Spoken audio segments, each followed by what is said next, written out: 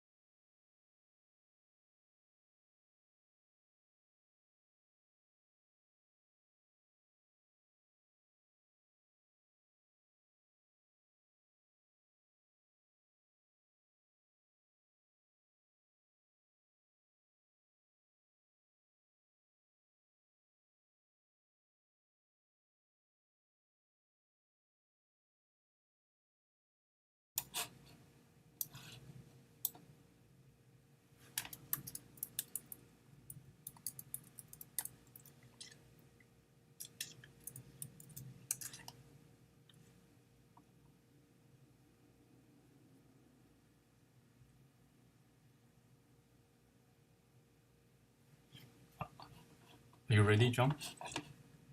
So let me press recording. Are you okay? So okay. Welcome everyone to Harvard CMSA Quantum Matter in Math Physics Seminar Series. We are very delighted and very honored to invite Professor John McGreevy from UCSD. Professor John McGreevy is known for his many works in quantum matter, quantum field theory, and also string theory, and he prefers to work on all these topics at once.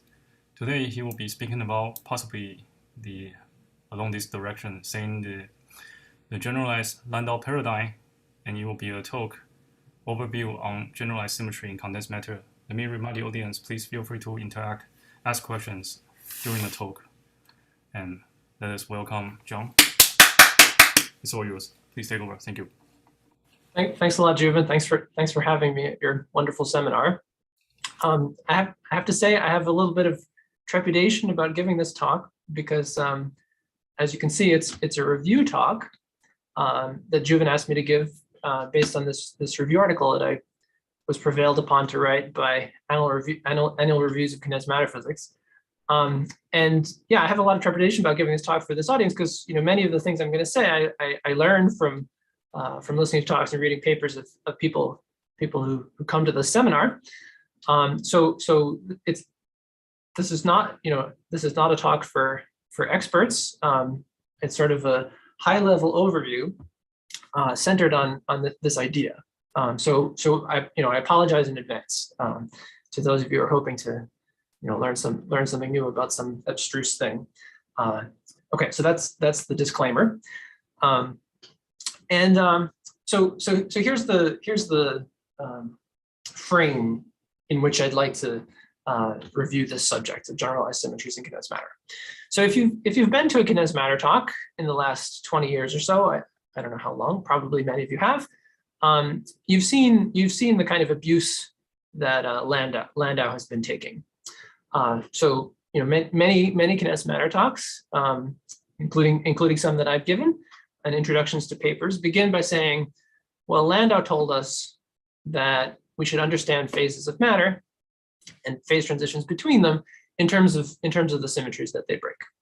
But in this talk, in contrast, I'll explode Landau's limited conception of the world and tell you about some new phase of matter, which is topological, which transcends Landau's limited perspective on the world. So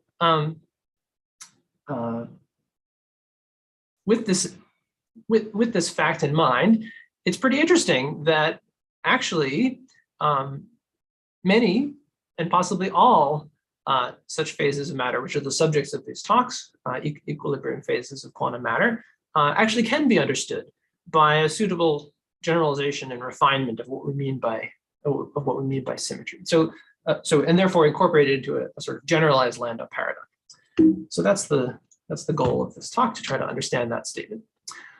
So let me begin by reminding you what I mean by the Landau paradigm. I think it's worth saying a few words about it. And yeah, so I think it's fair to say that it's the basis of most of our understanding of condensed matter and maybe also lots of other kinds of physics.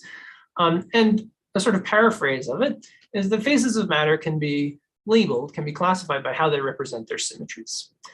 I've said it in a sort of vague way to make it more correct. And a second ingredient of that is what happens at continuous phase transitions, namely at a critical point. The critical degrees of freedom should be the fluctuations of whatever order parameter breaks whatever symmetries are being broken. So sort of perhaps a slightly stronger version of statement one is that if there are gapless excitations in a phase or some ground state degeneracy in a phase, that they should be swept out by symmetries, that they should arise as Goldstone modes for spontaneously broken symmetries. And this paradigm, it's not just a nice perspective on the world, but it's actually a useful and practical tool. It can be made a useful and practical tool in the form of Landau-Ginzburg theory. It's sort of a weaponization of this point of view, which we use all the time to find representative states, to understand the gross phase structure, and even to understand the phase transitions if we're in enough dimensions. And so let me remind you of the sense in which this Landau-Ginzburg theory follows directly from these assumptions that I just made, these two points of this paradigm. So, and let me talk about it in the example of a U1 symmetry, and what if you don't already, we'll learn to call a zero form symmetry. So that's just an ordinary U1 symmetry that we're going to assume that it can be spontaneously broken. And this assumption that any degrees of freedom, any low energy degrees of freedom should be swept out by symmetries, can be implemented by saying that the degrees of freedom at low energy should be an order parameter, some field that transforms linearly under the symmetry. And it's of course not necessarily some microscopic degree of freedom. This thing is some coarse-grained object in this long wavelength description that we're trying to make. And and this description comes with a cutoff. And so then immediately we can write down an action governing this degree of freedom just by writing down all the local terms. They're local because we're assuming there are no other degrees of freedom. That's part of the assumption. Nothing else, no other gapless degrees of freedom that we integrated out. The terms should be symmetric under the symmetry, and they can be organized by a derivative expansion, with higher derivative terms suppressed by powers of the cutoff on this description. And that leads immediately to the sort of ordinary theory of symmetry breaking. With two phases, a symmetric phase and a spontaneously broken phase. And this formalism, we can make contact with a more microscopic point of view by the variational principle. That is, we can write an ansatz for a ground state wave function in terms of such an order parameter field and the expectation value of the Hamiltonian in such a state, which bounds above the actual ground state energy, can be used to determine these coefficients, can be used to match these coefficients. Okay, so that was just to say that this is not just some wishy-washy philosophy, but actually leads immediately to the sort of workhorse of understanding. Okay, so this is the sort of traditional Landau paradigm, and so now let's talk about these apparent exceptions that have been the subject of lots of talks over the last however many years. So the first most immediate exception is topological order. This is the idea that there are phases of matter that are distinguished not by any local order parameter, but by something else. And so this includes deconfined phases of discrete gauge theory, fractional quantum Hall states, things that actually exist. Second in the list, I'll put other deconfined states of gauge theory, such as U1 spin liquids and the Coulomb phase of electromagnetism, states that have a photon, a massless photon. So that's an exception in the sense that the massless photon is the gapless degree of freedom in this phase, which so far we haven't understood in terms of symmetry.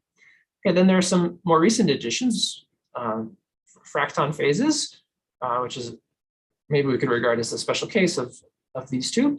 And then, how to say, I guess a larger fraction of the literature is topological insulators and things like interquantum Hall states. And then I guess since I'm trying to say something about all equilibrium phases, I should also include Fermi liquids here, right? The sort of other half of the world. So these are phases of matter that we'd like to incorporate into a suitably generalized Landau paradigm. So let me spend just a few minutes, since this is supposed to be a sort of overview talk, saying what I mean by phase. I think that'll be a useful thing to do. So it's easy to define what I mean by a gapped phase. So I'll define it as an equivalence class of gapped ground states of some local Hamiltonians, where I regard two of them to be equivalent if they're related by adiabatic evolution and or inclusion or removal of some ancillary product states. This definition has the problem that, if I can see the whole phase diagram and all the places where the gap closes, it's easy to say that A and A prime are in the same equivalence class, but how do I know that I can't go around this wall somehow and get to B? And so the crucial idea for labeling phases is to find some kind of invariant that distinguishes them. And the first one was found by Landau, namely they can break a symmetry. They can break a discrete symmetry, for example. And okay. And so non-trivial phases that don't break an ordinary symmetry are often called topological phases. And the word topological here is sort of tautological in the sense that any label on a phase is topological, right? The meaning of topological is something that doesn't change under continuous deformations, such as adiabatic variation of the Hamiltonian. So really any phase is topological. For example, a phase that spontaneously breaks a discrete symmetry, like a Z2 symmetry here, is distinguished from the phase where it's not broken by the number of ground states, right? The number of ground states here is 2, the number of ground states here is 1 in the thermodynamic line. So that integer can't vary continuously. And so even spontaneous symmetry breaking phases are distinguished by topology. And so maybe there's a chance that we can think of all of these things at the same time. Okay, so topological phases can be distinguished into two classes. This is a very important division, the ones with topological order and the ones without it.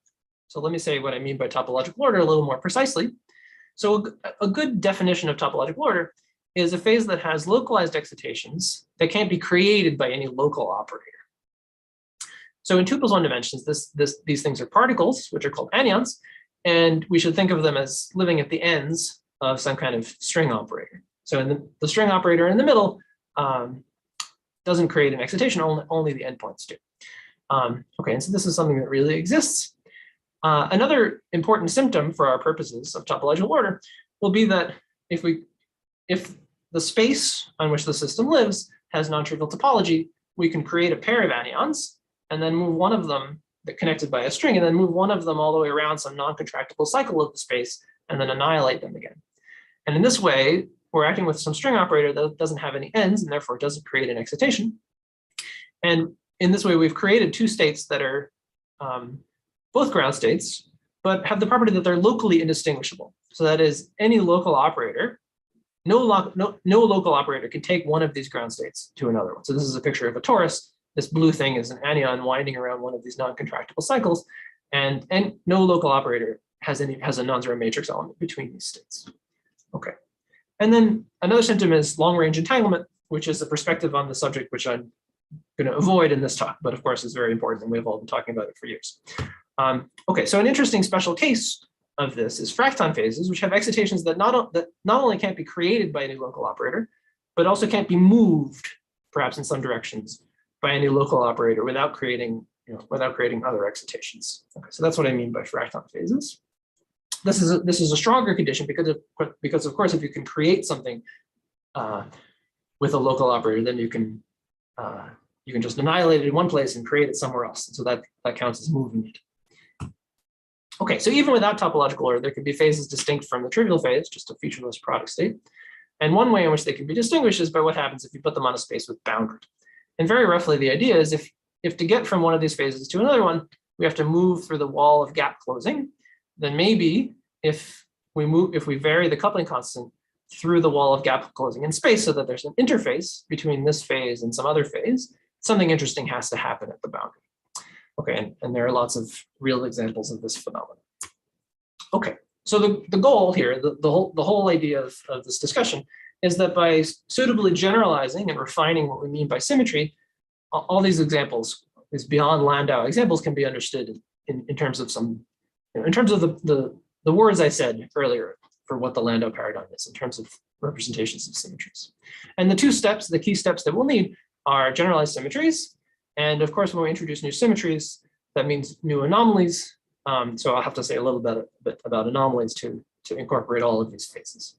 So I want to, before we get started, I want to make a kind of picky but very important comment, which is that here when I say symmetries, I'm always talking about actual symmetries that act on the system, that take one configuration of the system to a different configuration of the system.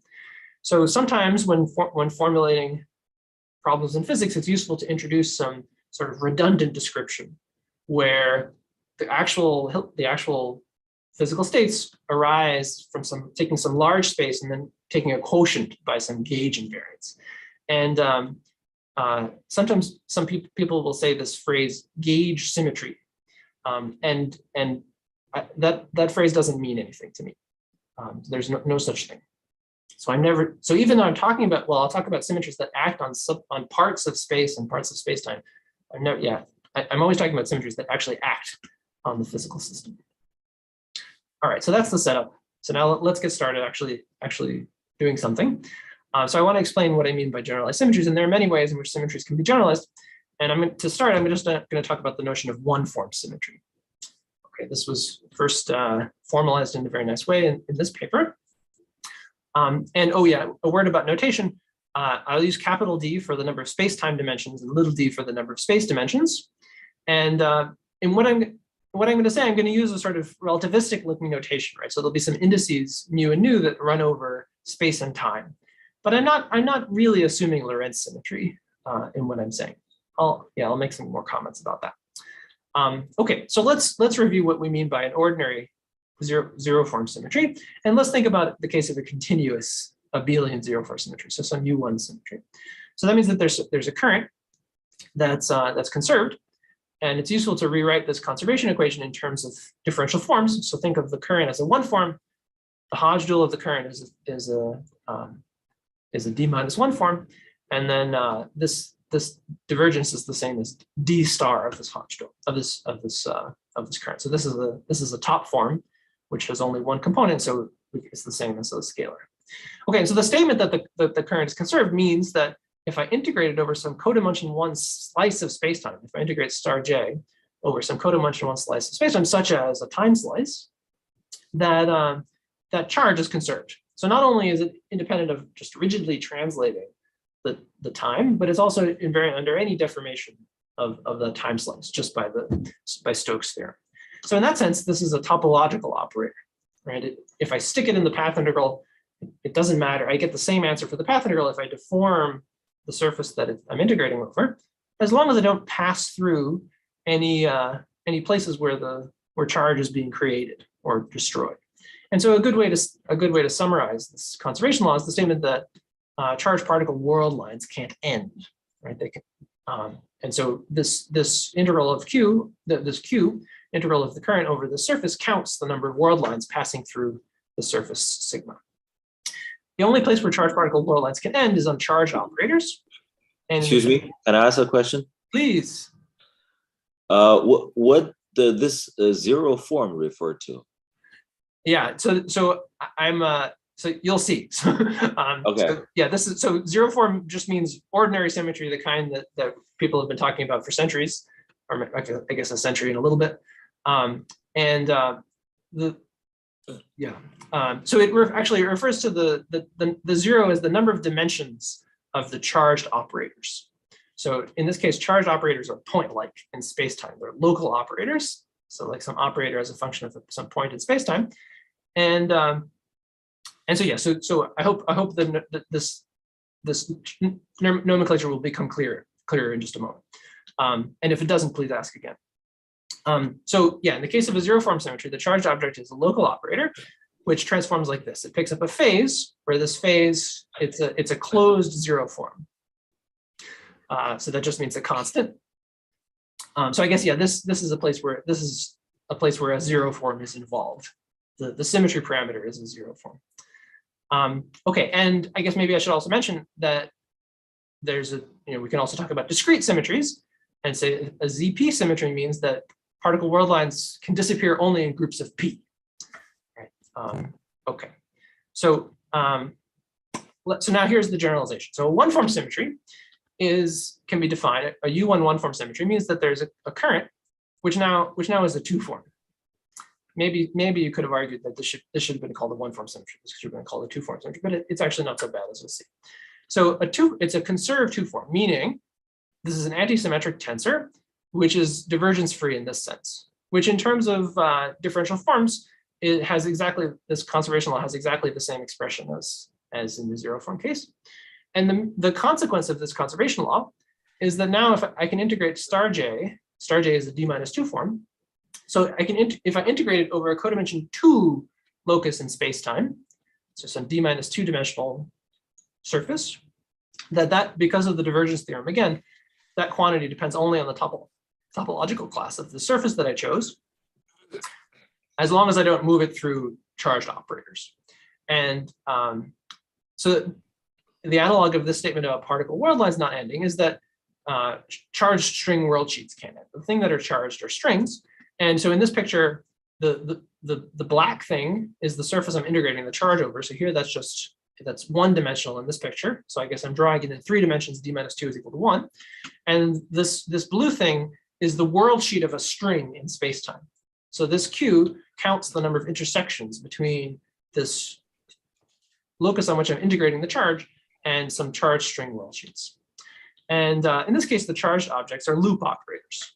So it's something supported on a one-dimensional locus, and it transforms by a phase, which is determined by a choice of closed one form. So this is the reason to call it a one-form symmetry, because the symmetry parameter is a one form. So this one form is like, it's the, well, okay, I'll explain this relation to sigma in a little bit. Okay. Sorry, can I ask maybe a stupid question? In the Euro onside symmetry, let's consider a symmetry acting on a certain side at every side.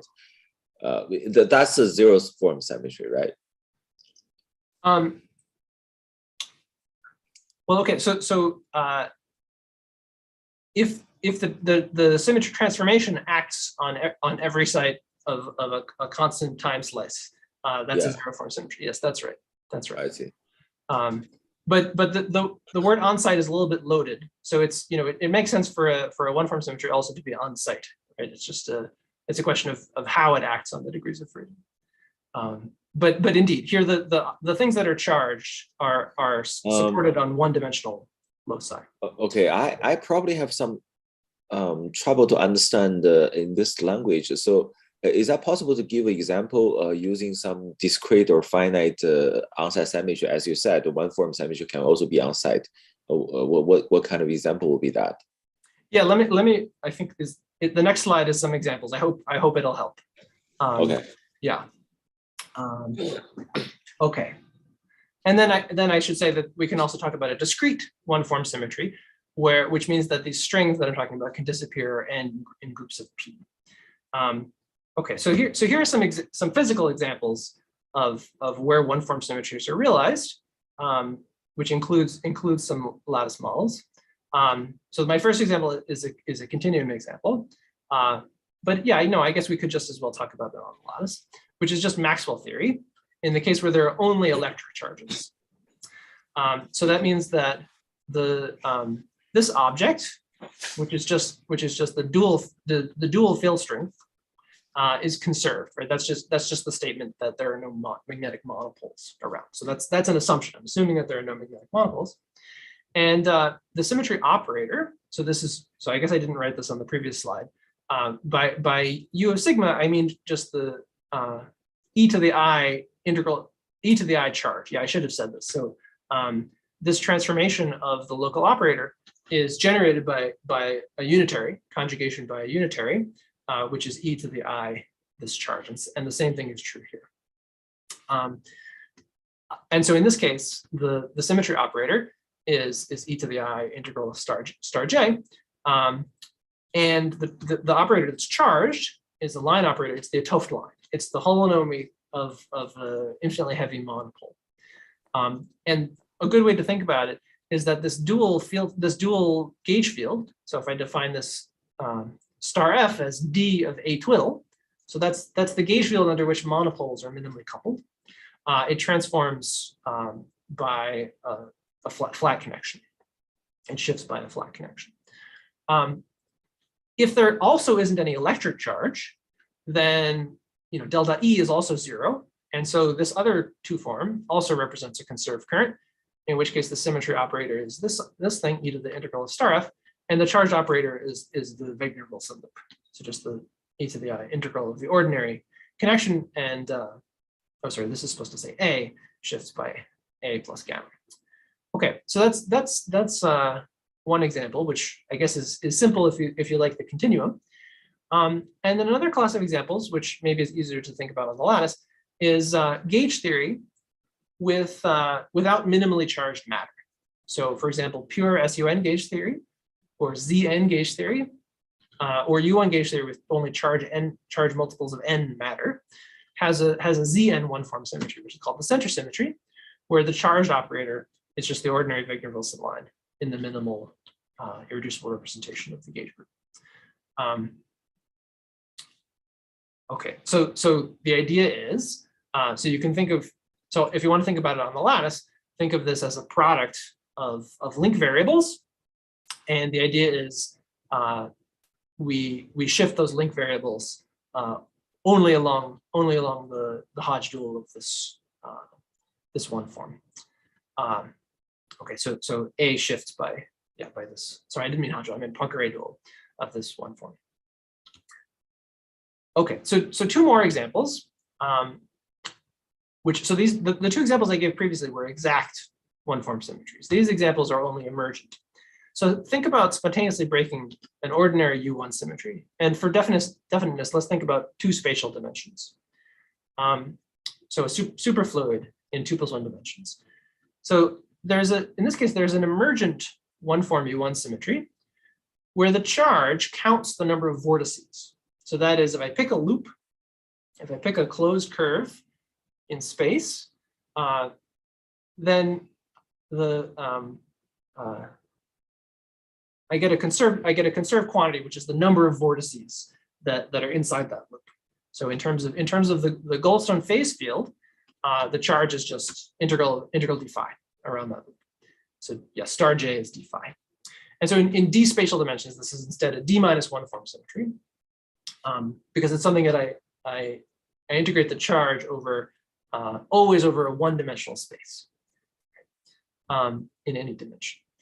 And so the charge operator here is the vortex itself in d equals 2, or in higher dimensions, in 3 dimensions, 3 + 1 dimensions, it's a vortex line.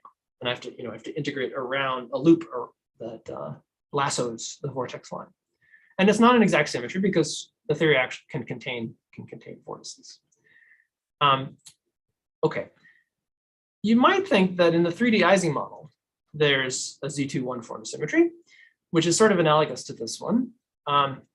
From the fact that domain walls can't end. So here's a picture of some configuration of spins on a 3D lattice. I've drawn little boxes around each of the regions where the spins are up, and every one of those sets of boxes forms a closed surface on the lattice.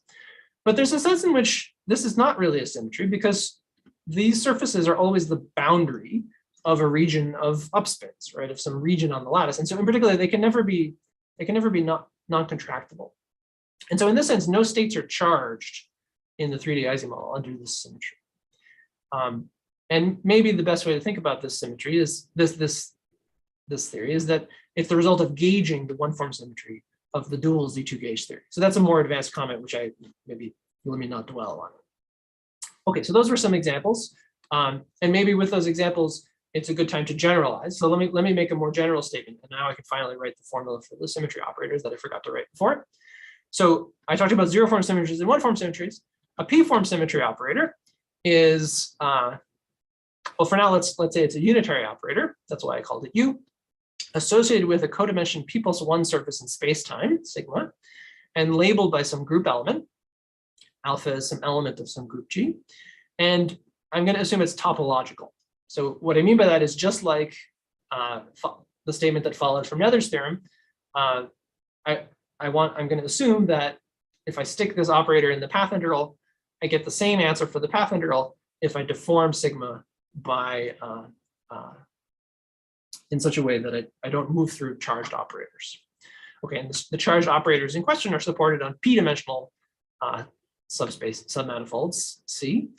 And so let me explain how to think about the transformation of charged operators. So let's think about a constant time slice, which I'm going to call M here. So M is capital D-1 dimensional. Now for each choice of D-P-1 dimensional surface, so that's the surface on which the symmetry operator depends, we can define this unitary, and the transformation law for W, I'm assuming, by the way, I'm assuming C is also in this surface. So the transformation law for W is obtained by conjugating by this unitary. And the statement that W is charged is that this is an eigenvector under conjugation. So that is, it picks up a phase which is determined by this cycle sigma. So gamma here is the Poincare dual of sigma inside the constant time slice. So by Poincare dual, I just mean for any form of the right degree, if I wedge it with this gamma, it's the same as integrating that form over the surface sigma. And this gamma is a closed form because sigma doesn't have a boundary. Okay, so that's the general definition of p-form symmetry operator. And a few assumptions sort of built into that definition. If I reverse the orientation of sigma, it's the same as reversing, it's the same as taking the inverse of the group element, which is the same as taking the dagger of the unitary. And okay, you could ask about the infinitesimal version in the case when we're speaking about a continuous symmetry. And so conjugating by the unitary, the infinitesimal version is taking the commutator with the symmetry charge. And in terms of the constant time slice, that commutator is the intersection number between the surface sigma on which the symmetry operator is supported and the locus C on which the charge operator is supported. In a space-time picture, which I guess is best if we assume Lorentz symmetry, this picture is helpful. So in the literature on this subject, you'll see many formulas which may be confusing if you forget this, which is that conjugating by this unitary here means, so this order of operators in the path integral means that, I time order them, right? So this one comes first, the U dagger comes first, then the WC, then the sigma. And so this ordering of operators, if the operator is topological in space-time, I can deform this big thing which is like a loop going out to infinity, to the small loop that surrounds C. And so this intersection number between sigma and C is in the constant time slice is the same as the linking number of S and C in space-time. Okay, so this picture is the explanation of this equation. And so another way to write the transformation law for the charged operator, I changed W to O for no reason, is instead of conjugating with a unitary in the same in a constant time slice, it's the same as just multiplying by a unitary supported on an operator on a locus that surrounds C. So the topological operator is supported on D minus P minus 1 dimensions, and the charged operator is supported on P dimensions, and that's exactly what you need for them to have a linking number, for them to be able to link each other in space-time. Okay, so now important fact about P bigger than or equal to 1 in dimensions bigger than 2 plus 1 is that, so this order of operators, like I just said, is defined by shifting the one to the left a little bit in time, right? Because the path integral produces time-ordered products, and if P is 1 or bigger in 3 dimensions or larger, shifting one of them in time, I can deform it so that I reverse the order, right? They can go around each other in space-time, and so the order doesn't matter, and P-form symmetries in high enough dimensions are abelian, at least if they're not anomalous, as we'll see. Okay, so that's the general definition. Are there any questions about the definition? I have a question. Great. Hi, John. Hi, Mason. Yeah, my question is, if our starting point is a lattice model whose Hilbert space decomposes as a local tensor product, are all higher form symmetries, as you've defined them, emergent? I think, as a tensor product, I see. Because you're saying the lattice gauge theory example I gave, the actual Hilbert space is not a tensor product. Yeah, like you'll always have charges and monopoles. I guess so. Yeah. So I think all the examples I gave of exact one-form symmetries involved gauge theory, where the Hilbert space is a quotient. And if we consider something like the Z2 toric code, which does have plaquette operators that are exactly conserved, you're not calling those one-form symmetries. Oh. Well, I guess we could, except that it's only at the fixed point that they're exactly conserved. Okay. Right. So, yeah, I guess you could call them one. I think we should still call them one-form symmetries, but it requires fine-tuning for them to be exact. I guess, yeah, that's the better statement. It requires fine-tuning for one-form symmetries to be exact on the lattice. Okay. Yeah. Okay. Thanks. Hey, John. I don't think they're topological. So they don't satisfy the definition of a one-form symmetry because they're not topological. If you relax this definition, then that's okay. They're topological in the sense that if you can move them only only on the lattice. Is that what you mean by not topological? I think it goes beyond the scope of what you're talking about, so I'll stop. John, just a question related to Mason's. Okay.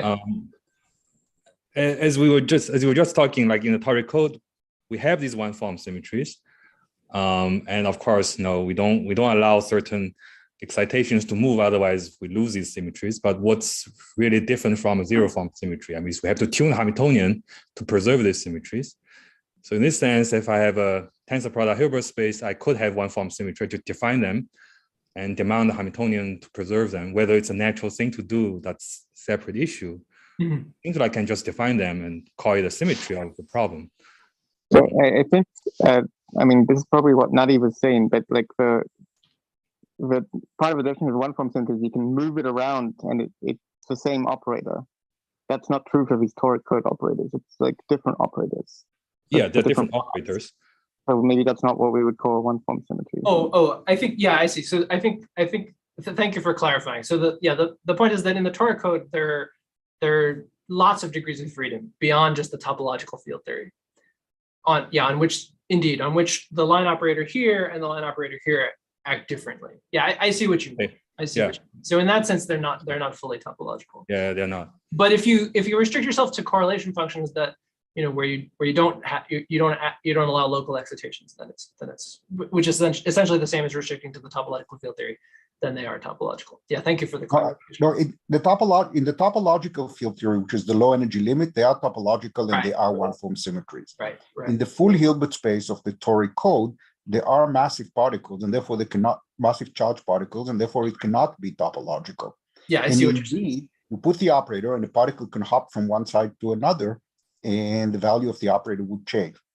Right. So as you move the operator around, it's not topological, even when it's not crossing points.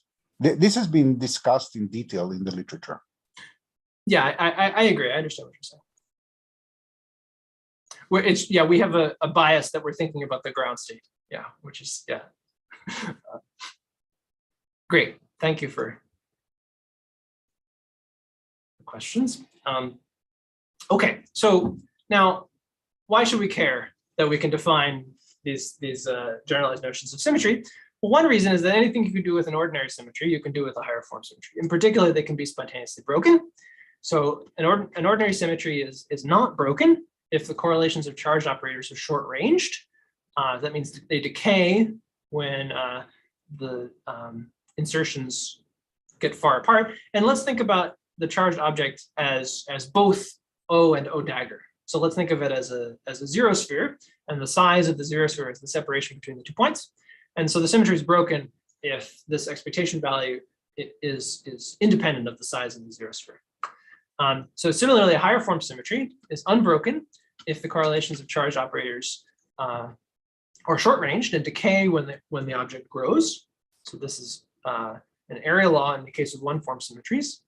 And it's broken if instead there's just a perimeter law, just a contribution proportional to the length of the curve on which the operator is defined, because we can get rid of this by redefining the operator. So this is essentially the same as saying that the operator has an expectation value. Okay, so this has been a very fruitful idea.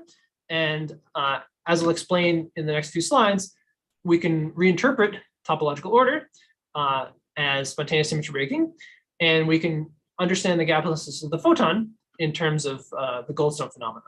And I guess let me just mention, I'm not going to say more about this, but it's useful in lots of other ways. It's provided a new organizing principle from magnetohydrodynamics, and then most importantly, it's provided many new anomaly constraints on the infrared behavior of quantum field theory, which that's the subject for a different talk. Okay, so let me explain what I mean by interpreting topological order as spontaneous symmetry breaking of a discrete higher form symmetry.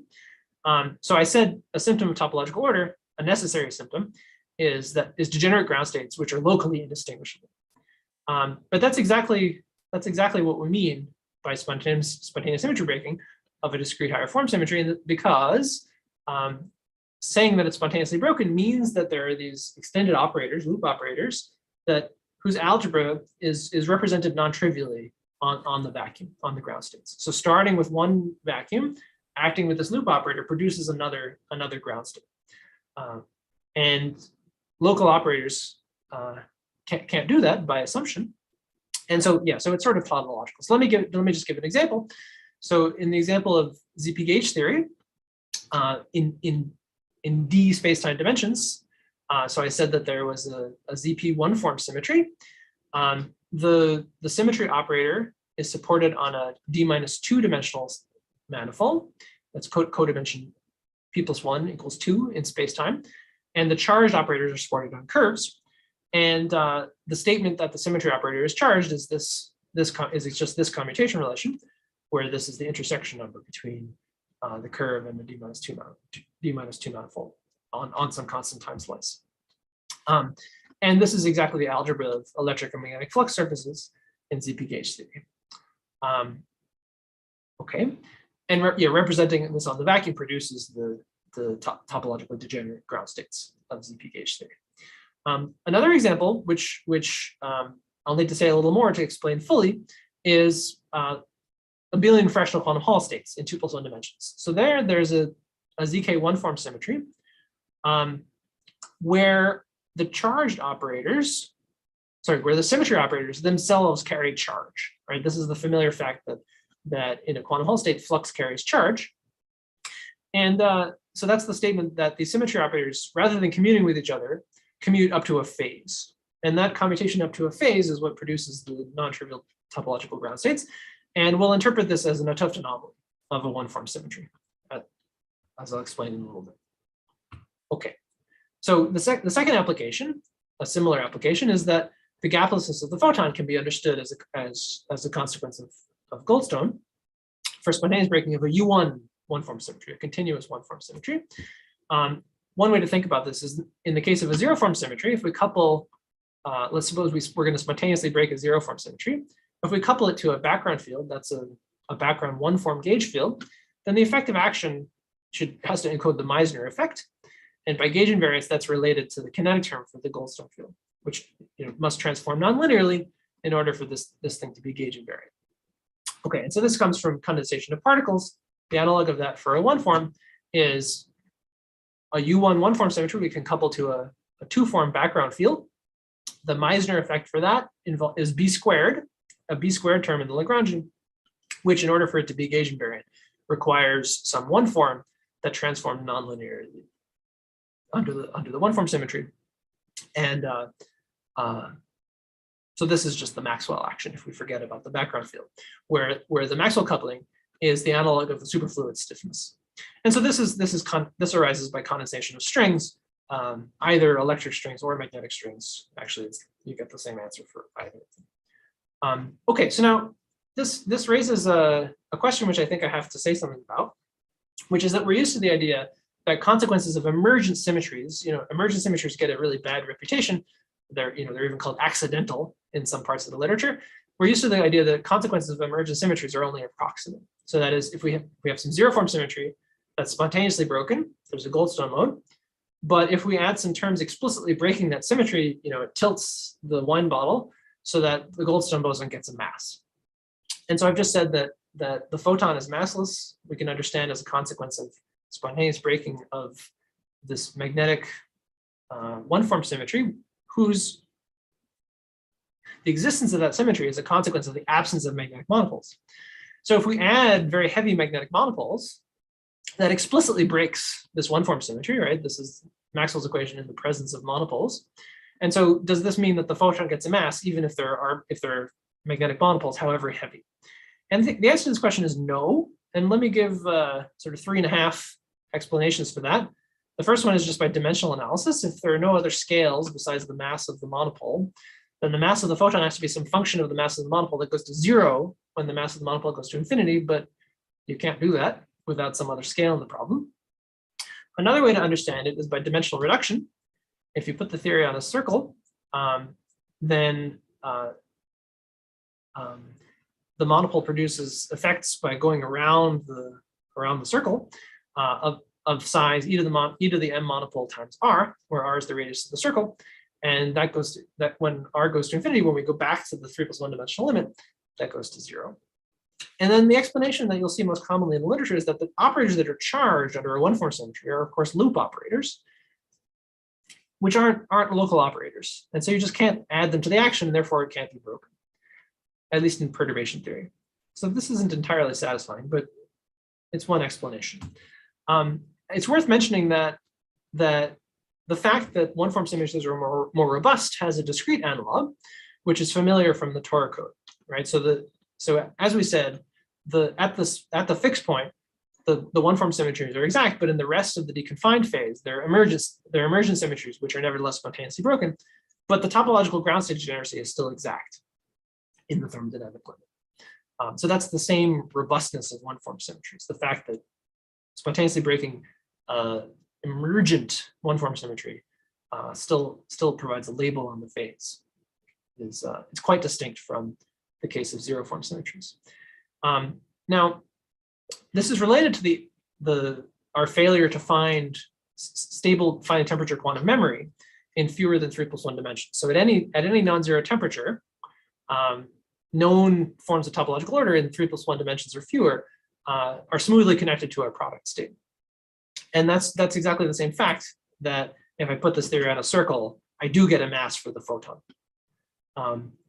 That's the discrete version of that same fact. And so it's interesting that there do exist stable topological order at finite temperature in 4+1 dimensions, namely this two-form toric code. And the reason that that's possible is that it has a two-form symmetry. If you put a theory with a two-form symmetry on a circle, there's still a one-form symmetry that survives. Okay, so that's one final comment about this robustness. So I kind of don't like this appeal to locality of the action. Because, for example, in lattice gauge theory, the action is already a sum over loop operators, but just small ones. And then the question is, as we coarse grain this ensemble of loops, does the peak of the ensemble and the size of the loop get bigger or smaller? And so one way to address that question is let's just try to do the analog of conformal perturbation theory. So let's add to the action some sum of loops and just see what happens. See if it produces a perturbation of the partition function that's singular in the infrared. And so we tried this with making some assumptions. So let's just put on the cubic lattice to regulate the sum over loops. Let's assume that we're in the broken phase. We're addressing stability of the broken phase. So we'll assume that there's a strict, that should be strict perimeter law. And we're going to approximate the loops as independent. So suppose they just go through each other. And so then it's possible to compute this leading term in perturbation theory, which is the sum over loops of the expectation value. And the answer takes this very simple form, which looks familiar if you've studied particles on a lattice. If you look at the, so for t less than some critical value of t is the coefficient of the perimeter law, the sum over loops is finite and it produces no infrared divergence and the phase is stable. There's a critical point near which this takes exactly the form of the world line contribution of a Higgs particle, a charged particle. And so the slogan here is that, the only way you could destroy the emergent one-form symmetry is if you condense a charged particle. So that's what it means for a loop operator to become relevant. All right, so yeah, that's a useful slogan. Okay, so far I've talked about robustness of one-form symmetries to perturbations at short distances, but now I guess a sort of infrared analog of that is the Homebrew-Coleman-Wagner theorem, right, which says that you can't spontaneously break a continuous symmetry in two space-time dimensions or fewer, and you can't spontaneously break a discrete symmetry in one space-time dimension. So let's ask, so suppose we try to break a p-form symmetry in d space-time dimensions, a continuous p-form symmetry, then there would be a Goldstone boson, which is a p-form, which I'll call little a. And the question we want to ask is, does the perimeter law for the loop, for the charged operator, that's what it means for the symmetry to be broken, does it survive the fluctuations of that Goldstone mode? And so this is a Gaussian integral, and the answer takes this form, and you can see that this integral is divergent in the infrared if d minus p is less than or equal to 2. And in the special liminal case, the lower critical dimension, where d equals p equals 2, that's the analog of 2 dimensions for a zero-form symmetry. It's 3 dimensions for a one-form symmetry. This loop operator has a power law decay instead, because there's a log here. And so this is, it's a form of algebraic long-range order for p-form symmetry. Okay. How are we doing on time? Okay, so let me just mention, I don't want to spend a long time talking about this, or maybe I should pause for questions first. Yeah, questions? There's really no hard time constraint, so take your time. Okay, but so I felt I had a hard time planning a talk which was only about other people's work. So I want to just spend like 2 minutes saying something about application of this perspective, which is the analog of this weaponization of the Landau paradigm. So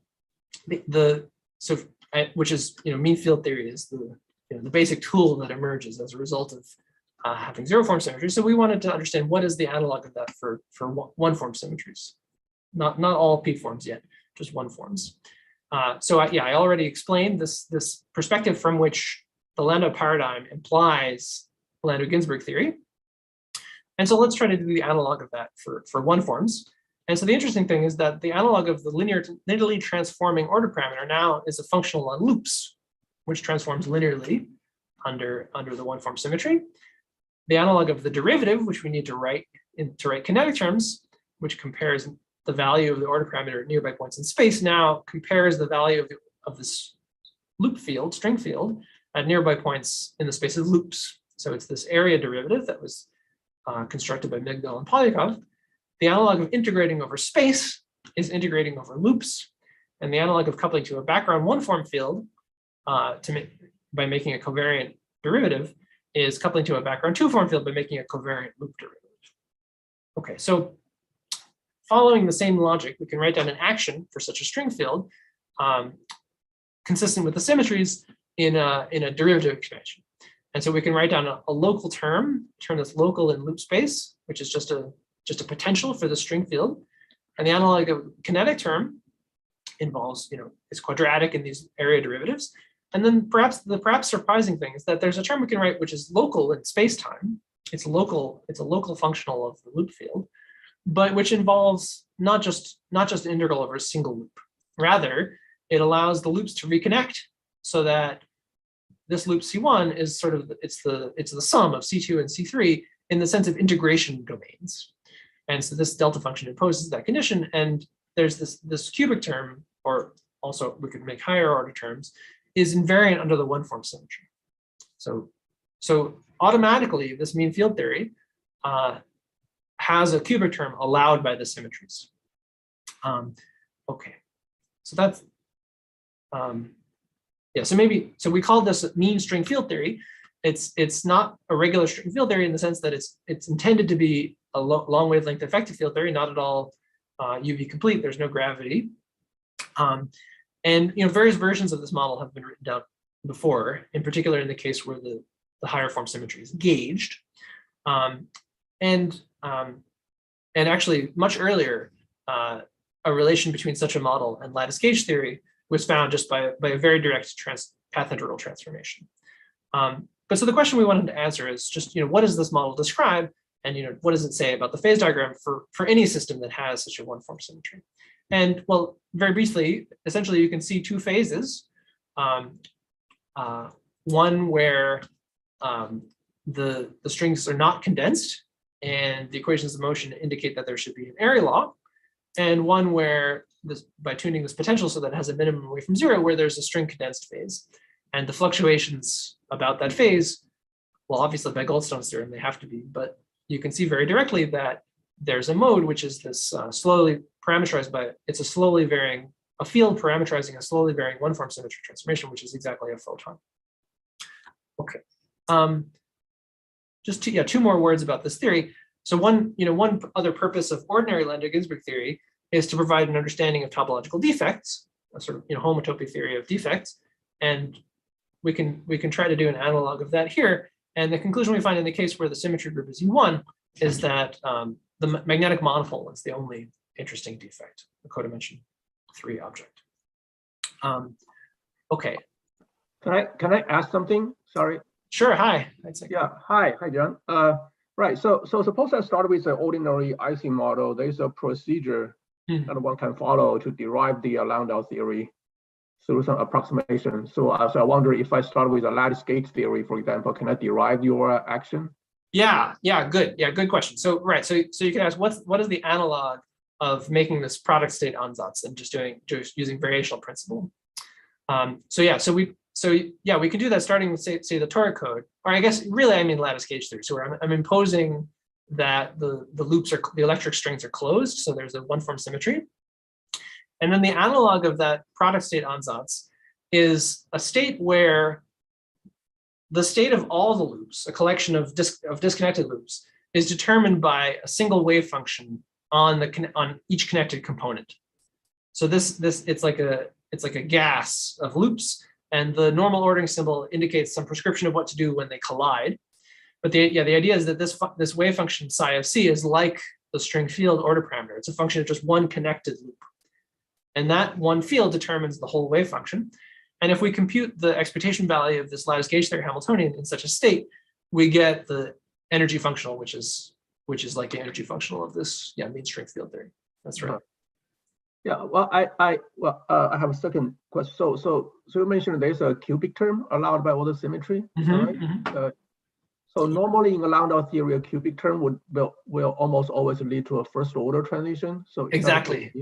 Yeah. So this I think it has some explanatory power, right? So if you look at the results of simulations of gauge theory deconfinement transitions, Yes. at least right. in 3 dimensions or higher, they essentially always find first order transitions. And I think this might be the reason. You can ask, well, why does the toric code have a continuous transition? Yeah, exactly. And I actually don't know the answer to that from this point of view. Well, yeah, but we also know that sometimes ordinary Landau theory will predict the first order, but actually the actual transition is second order as well. So yeah, it could be that fluctuations are large and this description is bad near the phase transition. Right. That's right. Okay. Yeah. Thanks. Is it possible? Oh, John, I have a find, question. You can go. You can go. I think is it Chicago- possible to find the like a Z2 like dual Ising theory from this loop formulation for the phase transition? How do you define the dual theory? Or like for the phase transition of this toric code, like can you go from this loop formulation to like Ising theory, like mapping? So from the way I presented it, you can tell that this is the analog of the very coarse mean field description, which a priori is only valid away from critical points, right? Near critical points, we need the renormalization group to do better. So exactly what this theory says about critical points, beyond the comment that Senka and I were talking about, is let's just say it's an open question. See, thank you. There were some Yeah, other. I guess. I guess I was going to ask. At the critical point, how does the perimeter law go to area law? But maybe that's kind of related to what was just asked. Well, right. So good. Yeah. So in the mean field, there's there's an exponent which is a square root, just like every mean field exponent, right? So I'm tuning this parameter r, and the tension of the area law is the string tension is square root of r, and that goes to 0 and remains 0 in the ordered phase. Yeah, so the mean field theory predicts that the exponent is a half, which is quite different from the result in simulations in 2+1 dimensions. But maybe that's not surprising because the theory also predicts that the transition should be first order, actually. So only if we ignore the recombination term is it a continuous transition. Okay, I see. Thank you. If we describe this system using a scalar field theory, and we started coupling and we start computing loops and have corrections, then we know that eventually we're going to find the right critical exponent.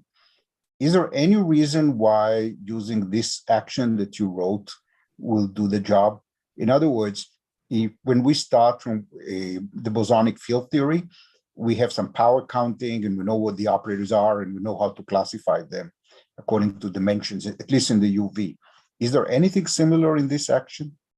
Well, I think maybe the starting point has a similar logical content in the sense that we hope that we're including all of the degrees of freedom at some below some length scale, and then I think the thing that we're really missing is some analog of the renormalization group for such string fields. Well, but it's worse than that, because in the field theory, there are a priori terms with more derivatives and more powers of phi. And there's good reason why we neglect them.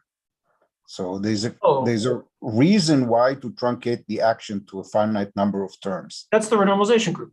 No, even before eventually, but when I write the theory around the UV fixed point, I expand around the UV free fixed point, and then each operator has dimension in the UV, and I have to consider only a finite number of operators. Now, I'm not convinced that such a string field theory as you write has any notion of power counting like that. Well, there's still dimensional analysis, right? I think that goes a long way, even before more subtle things, right? That's really what I was relying on in writing ... here. But there are many C's. Should you include C's which bend a lot? And is there any restriction on the allowed C's? It's a very messy space. That's a very fair question. And in fact, that was our strong motivation for thinking about this lattice version of the problem to regularize that sum over curves. Yeah. But I agree. There's a tension between making the sum over curves well defined and still having this kind of naive power counting. I agree. That's open question. I think Chicago Group had raised their hand earlier. Do you want to follow up, Chicago Group? If not, we will have Hank. Hank, go ahead. Yeah. So I'm very interested in the loop derivative that you written down before. Yeah, and also the minimal coupling where you use a two-form gauge field. Mm-hmm. So from this, I kind of want to say that this term in the brackets on the bottom right corner, yeah, it kind of defines like a higher connection, so to speak. Yeah. Yeah. So well, essentially, because let's think about like the pure gauge sector, right? Let's say you have like a two-form gauge field, and then I want to compute like, okay, what are the observables in this sector? And I can say, oh, I can form like a Wilson surface using but this. sorry, it's very important right? here that this curly B is not a dynamical field in the theory I'm studying. That's true. Yes. Yeah, this is what I meant. But yeah, there like are some earlier papers that study the case where that field is dynamical. Mm-hmm. Yeah. Nevertheless, like there's a notion. Yeah. What I was getting at is that there's a notion of two holonomies, right? That's surface right, holonomies. Yeah. Indeed, there's some literature, which uses the word gerb in this context. Which I was getting to that. Okay. I haven't found. Let's see. It hasn't helped me yet. Maybe that's the right way to say it. I see. Okay. Yeah. Yeah. I was getting to the notion that you can define very similar things with like gerbs of bundles or like a two gauge theory, stuff like that. So maybe that's also emergent structure and yeah, like just very generally speaking, right? Whenever you have like a higher form symmetry, you get like higher some form of higher gauge structure. That's at least right. when you That's gauge background fields. Yeah. That's yeah, exactly. Yeah. Okay. Thank you. Andre, I have a question. Could I ask a question? Yes, Andrew, go ahead. Oh, sorry. Yes, John. I wanted to ask the question about the stability in the IR. About Merman Wagner. Correct. So specifically, can we please stay in capital D equals 3, so 2 plus 1 dimension, right? Yeah, that's the marginal case for continuous one form symmetry. Oh, that's a marginal case. All right, but it's okay. So in this marginal case, I wanted to ask two questions. One is about the case of the broken phase, where the strings condensed, right? So this could be like Levin 1 phase, or it could be Z2 toric code. Sorry, but here it's important. The thing that's in question is the case when it's a continuous one. Oh, that's right, continuous. Okay, yeah, I take for it back. The discrete case, there's no issue. That's right. So if it's discrete, there is no issue. But if it's a continuous, the statement would be that depending on the details, you may or may not have a gapped. Have algebraic decay of the correlations of the strings. Yeah, the expectation is that you'll have algebraic decay of the order. Yeah. I see. Right. And could you illustrate this on the example of, for instance, electromagnetism? So you explained that you could think of the photons as being, so okay, let's say again, 2 plus 1 DQD. You think about the photon as being the emergent goldstone coming from the one form symmetry. So by your argument in the IR, that should be a marginal case. And so what was that imply? That I cannot break the symmetry and gap out a boson, phonon, but I thought photon we can via right, if you enter into a superfluid or superconductor. Well, so the statement is that there is still a phase where in the case where the photon is non-compact, where the effectively it's something like a Coulomb phase, except that there isn't actual long-range order of the loop operators. There's only algebraic order. Oh, I see. But then of course there's the other question of if the gauge group is compact, we also expect that monopoles will destroy the Coulomb phase in 2 plus 1 dimensions. I see.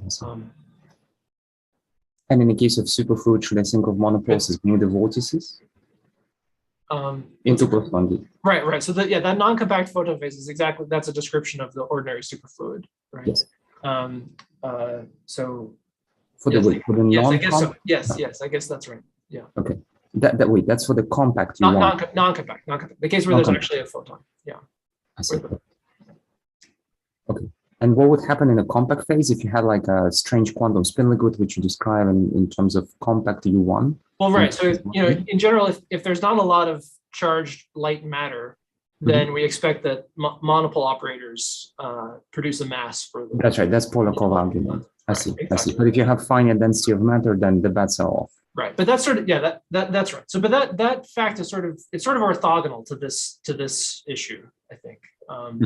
I don't know. Maybe somebody else sees a deeper connection between them, but they seem a little bit orthogonal. Okay. Thank you for the questions. All right, so I think that's about enough about mean string field theory. Chicago has a question. No, I wanted to ask you about abelian gauge theories in 3+1, where there's been some evidence of a second order phase transitions. Really? I would love to hear more about that. I can email you some references, I guess. Yeah, that would be great. My impression is, so, in the like ZP gauge theory for large enough P, it's essentially, the transition looks the same as in the U1 case. And it's, if you do a crude simulation like I'm capable of doing, it really looks continuous, but actually it's first order, it's weakly first order. And actually we can understand why it's weakly first order from this point of view, in terms of Coleman-Weinberg. But I'd love to hear any new information about that. Thanks. Okay, so the second ingredient in restoring Landau's place in the world is of course anomalies. And maybe I don't want to give a review talk about anomalies, but let me just say a few quick things. So a high energy perspective on anomalies is that a field theory is specified by a path integral, which has both a measure and an action. And an anomaly happens when there's a symmetry of the action that's not a symmetry of the measure. And a reason to care about this is that the path integral is an RG invariant, and the statement that this symmetry is not conserved, the statement that the measure varies and therefore the current is not conserved, means that the path integral varies by a phase under this transformation. And that phase variation of the path integral is therefore an RG invariant, right? No matter who you integrate out, the Z is an RG invariant, and so it has to have the same variation.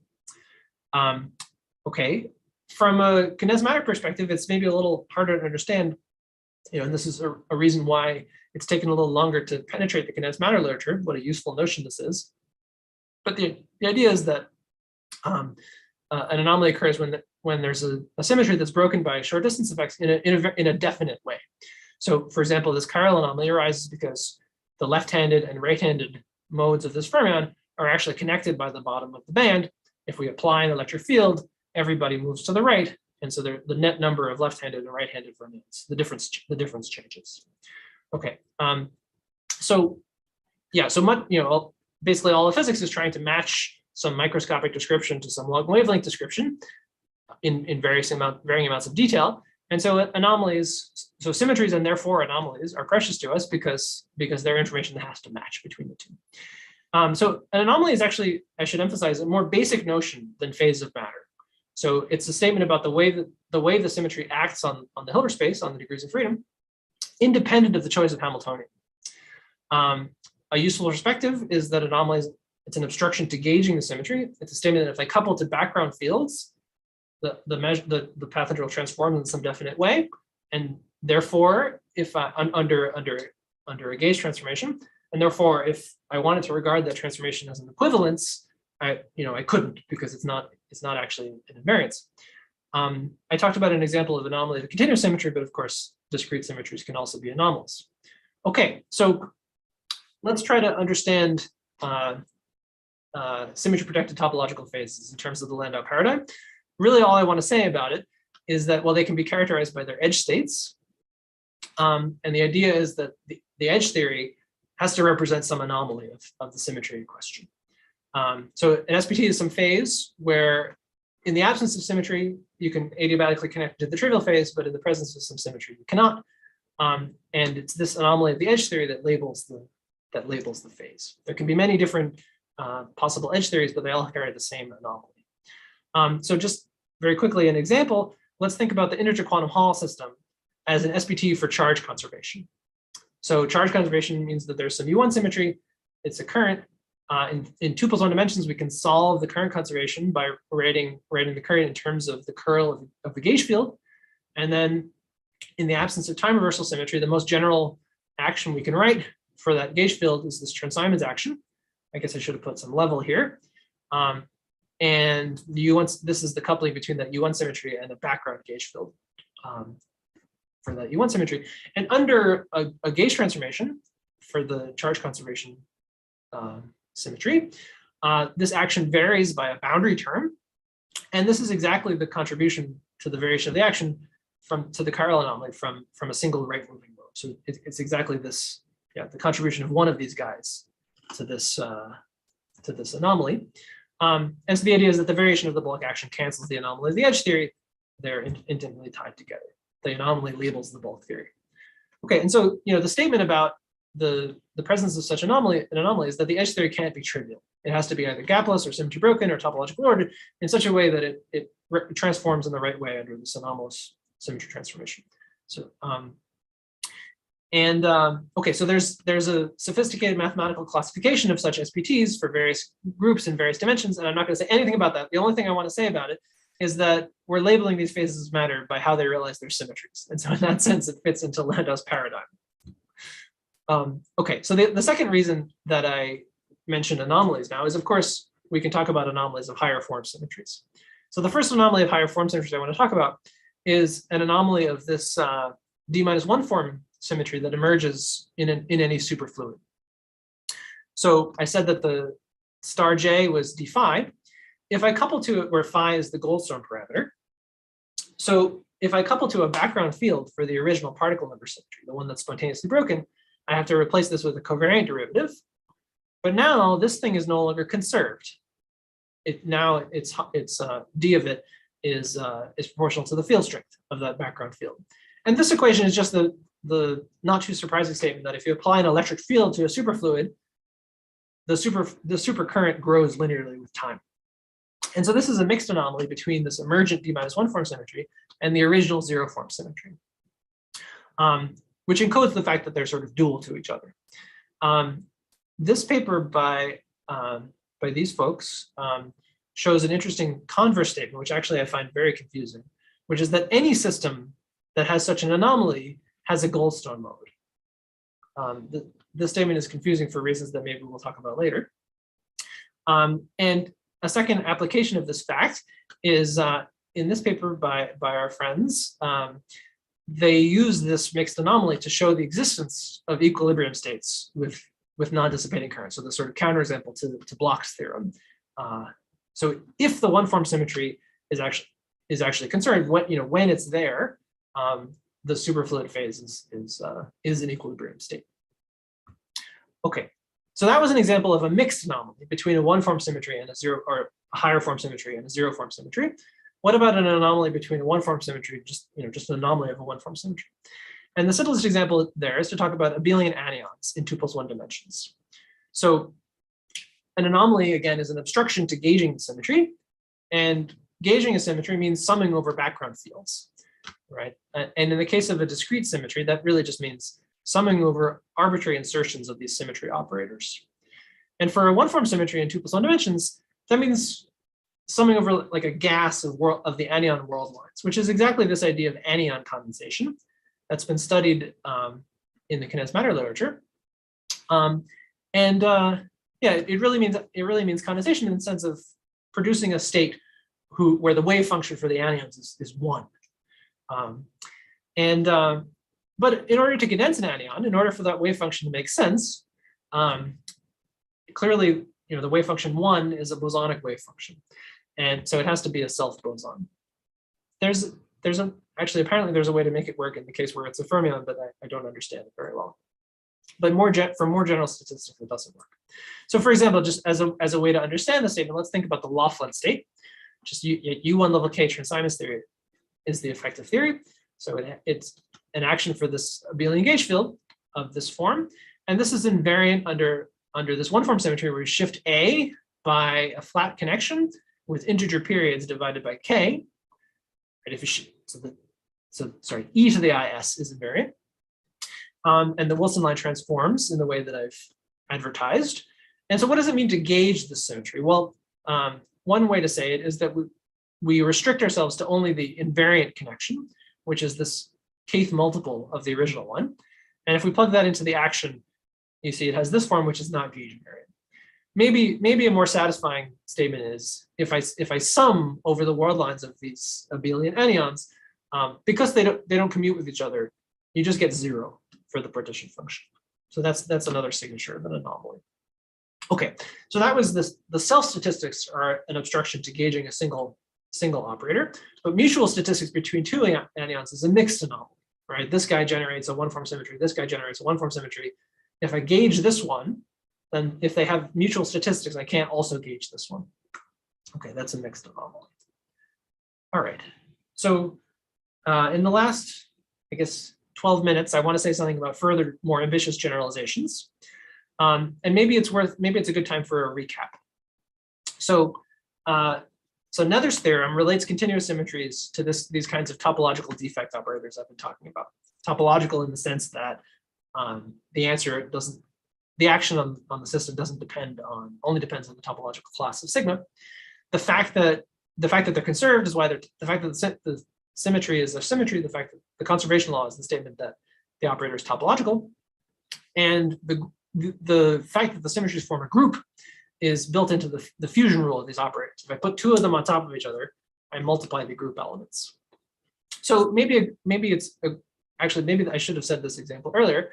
So these codimension 1 surfaces over which I'm integrating the charge, they needn't be constant time slices. So let's think about the Euclidean Ising model at any dimension.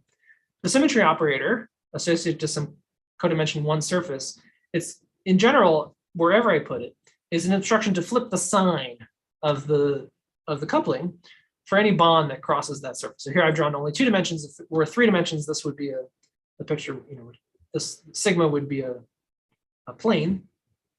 And the conservation law, the fact that it's topological, is the statement that if instead I choose sigma prime, which differs from sigma by some region R, as in this picture, that the two operators are related by just redefining the spins in that region R. And if I had an insertion of a spin in the correlation function I'm studying, one of the spins in R, then I would acquire thereby a minus sign. And that's the statement that the spin is charged. Okay, so it's useful to reverse our perspective on symmetries and say that these kinds of topological defect operators are a sufficient condition for symmetry. And this is a useful thing to do because, well, it treats continuous and discrete symmetries on the same footing. It treats symmetries that come from nether currents and symmetries associated with like topological conservation laws like Bianchi identities and things like that on an equal footing. And probably most importantly, it allows generalizations. So one generalization, about which I want to spend very little time, is the fact that symmetry doesn't necessarily imply fully topological defect operators. So I guess with Lorentz invariance it does, but so far, all the operators I've been talking about were fully topological by assumption.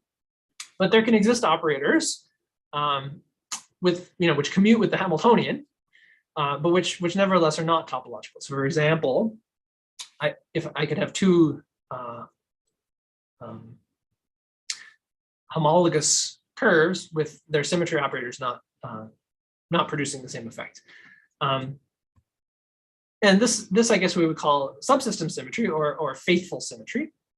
So the symmetry operators act independently on rigid subspaces. I guess this is what happens at high energies in the toric code, as Nadi was saying. Sometimes this distinction between the action on different subspaces persists also at low energies. And that's what happens in gapped fracton phases. So gapped fracton phases, we could say that they spontaneously break a discrete subsystem higher form symmetry. So a higher form symmetry that acts, say, only on planes, something like that. And the fact that no local operator moves the excitations is the fact that the charged objects are stuck where the symmetry acts. Another generalization of that is multipole symmetries, which means that the continuity equation has weird extra derivatives on it in such a way that you can integrate it over only subspaces of spacetime and get something that's conserved. And this is a way to understand by spontaneous symmetry breaking gapless fracton phases. And I guess it's worth mentioning that the subsystem on which the symmetry acts could also be a fractal. such as in this Newman-Moore model, where say this picture of red dots is if you flip that subset of the spins, it preserves this Hamiltonian. Okay, so that's what I want to say about subsystem symmetry. Of course, it's a very big subject. Juven will have to get someone else to say more about that.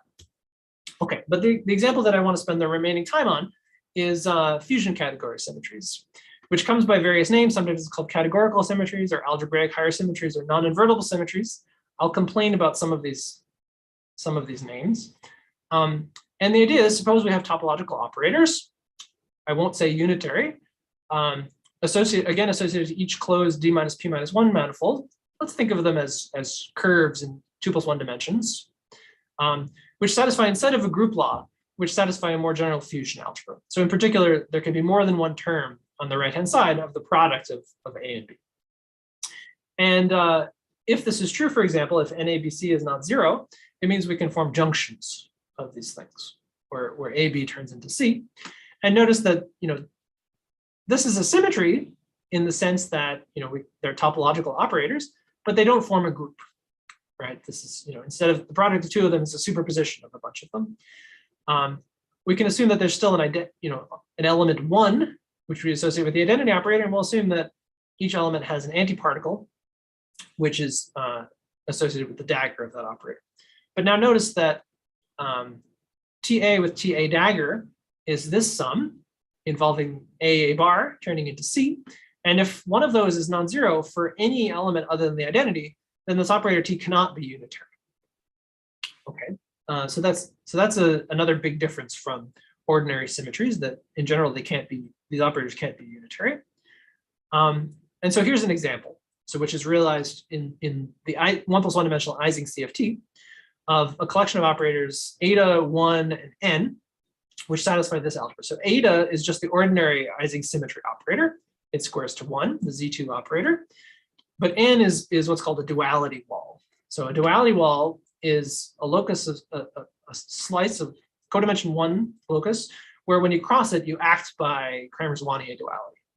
So in particular, the spin turns into the disorder operator. And one way to understand that in terms of this fusion algebra is, if we want to move the spin through the disorder operator, one way to do that is to sort of deform it like this. It's topological after all, and then glue together n and n here, and n produce 1 and sigma. That's what this interval is.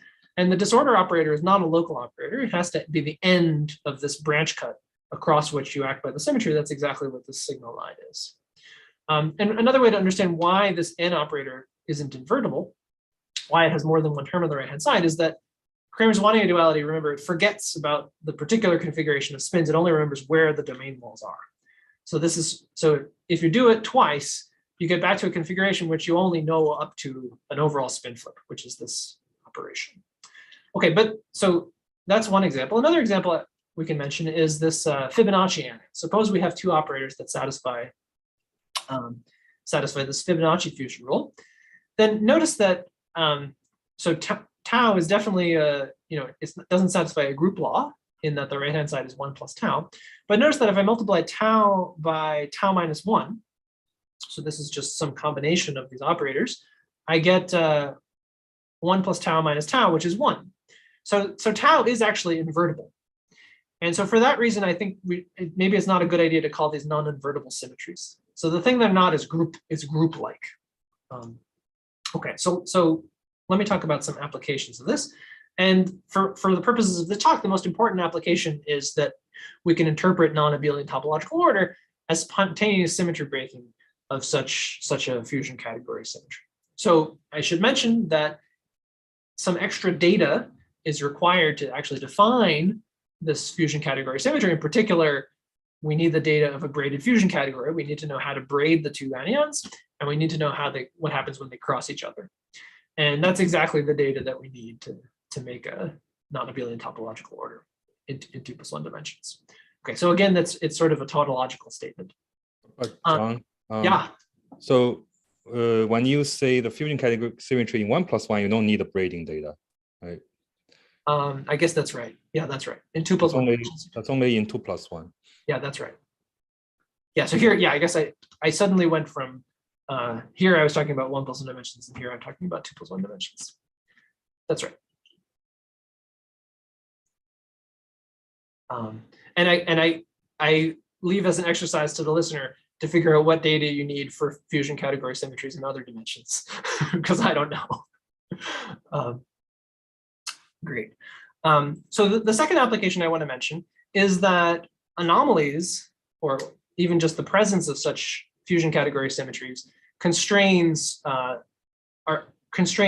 this connection between UV and IR in various theories. So for example, back to 1 + 1 dimensions, if we have a fixed point and we perturb it by some relevant operator that happens to commute with a line operator L, we can use modular invariance to relate the partition function with the insertion of this line operator to the partition function in a sector twisted by this line operator. So they differ just by reinterpreting which direction we think of as time and which direction we think of as space. And if we assume— I'm sorry, your system, I know. the LSM is about the non-relativistic system. Do you have that modular invariance there? Yeah, great question. I've actually written it in a confusing way.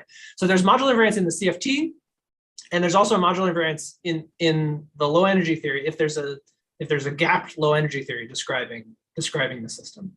So I've written the equation in a misleading way, which I did to save space on my slide, and now I regret doing it.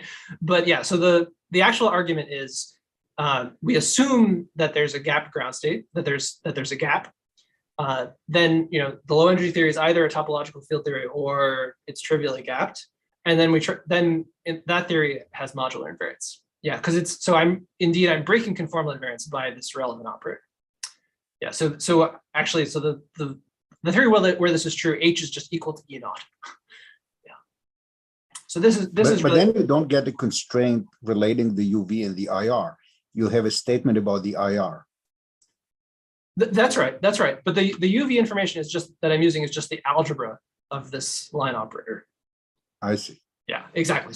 So the thing we learn is that in the IR, the expectation value of this loop operator is related to the trace of the identity in the twisted sector. The trace of the identity in the twisted sector is a non-negative integer. And so that means that, so on the other hand, this expectation value of the loop operator is some sum of eigenvalues of L, right? It's some linear combination of the eigenvalues. And so if the eigenvalues are not non-negative integers, then there has to be a ground state degeneracy. It has to arise from some sum of them rather than just a single eigenvalue.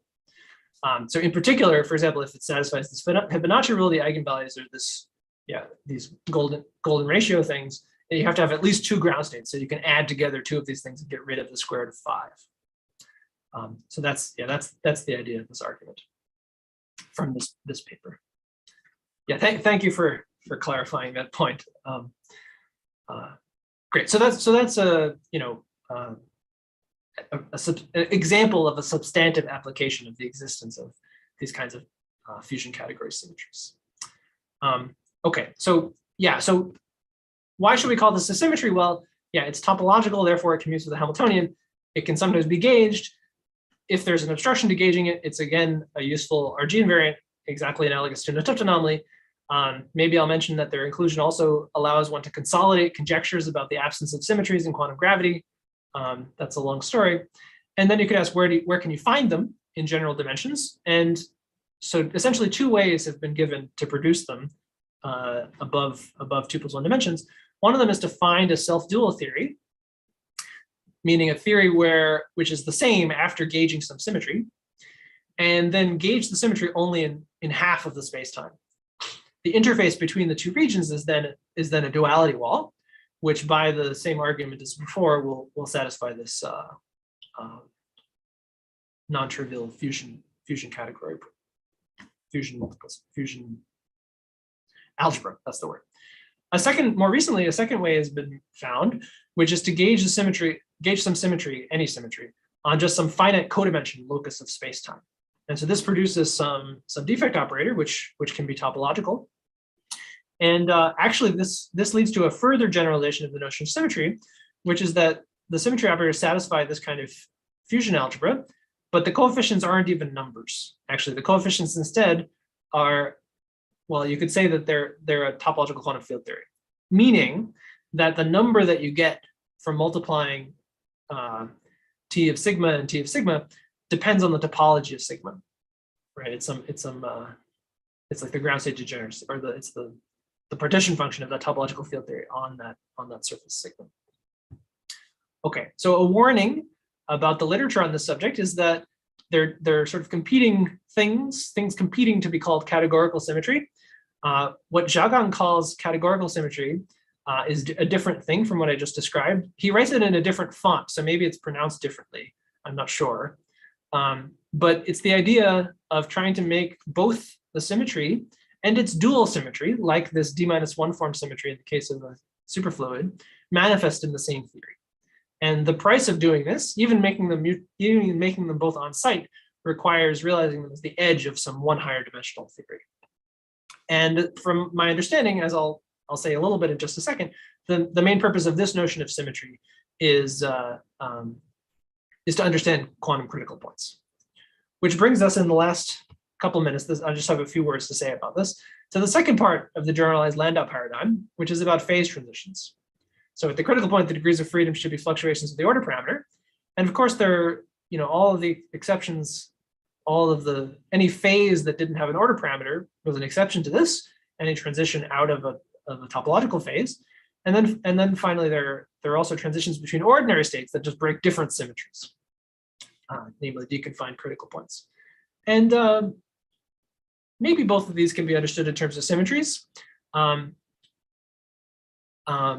Okay, maybe I don't want to say too much about this, but in the case of the deconfined critical point, we can understand the existence of the critical point as a consequence of the fact that the symmetries in question, the two symmetries broken on opposite sides of the transition, have a mixed 't-Hooft anomaly, which means that the defects of the order parameter of one phase carry the charge of the other one. And so when you condense the defects to restore the symmetry, it automatically breaks the symmetry. Okay, so I think the interesting, well, one interesting thing that I am getting from this recent literature on categorical symmetries in that other font is that essentially any phase transition, any continuous phase transition is like this, in the sense that when we spontaneously break a zero form G symmetry, there always emerges a D-1 form G hat symmetry with whose conserved charge is really, in the continuous case is related to the phase of the order parameter, and they have a mixed anomaly, as we talked about. And a consequence of that mixed anomaly is that defects of the original symmetry, which are the vortices in this case, are charged under the dual symmetry.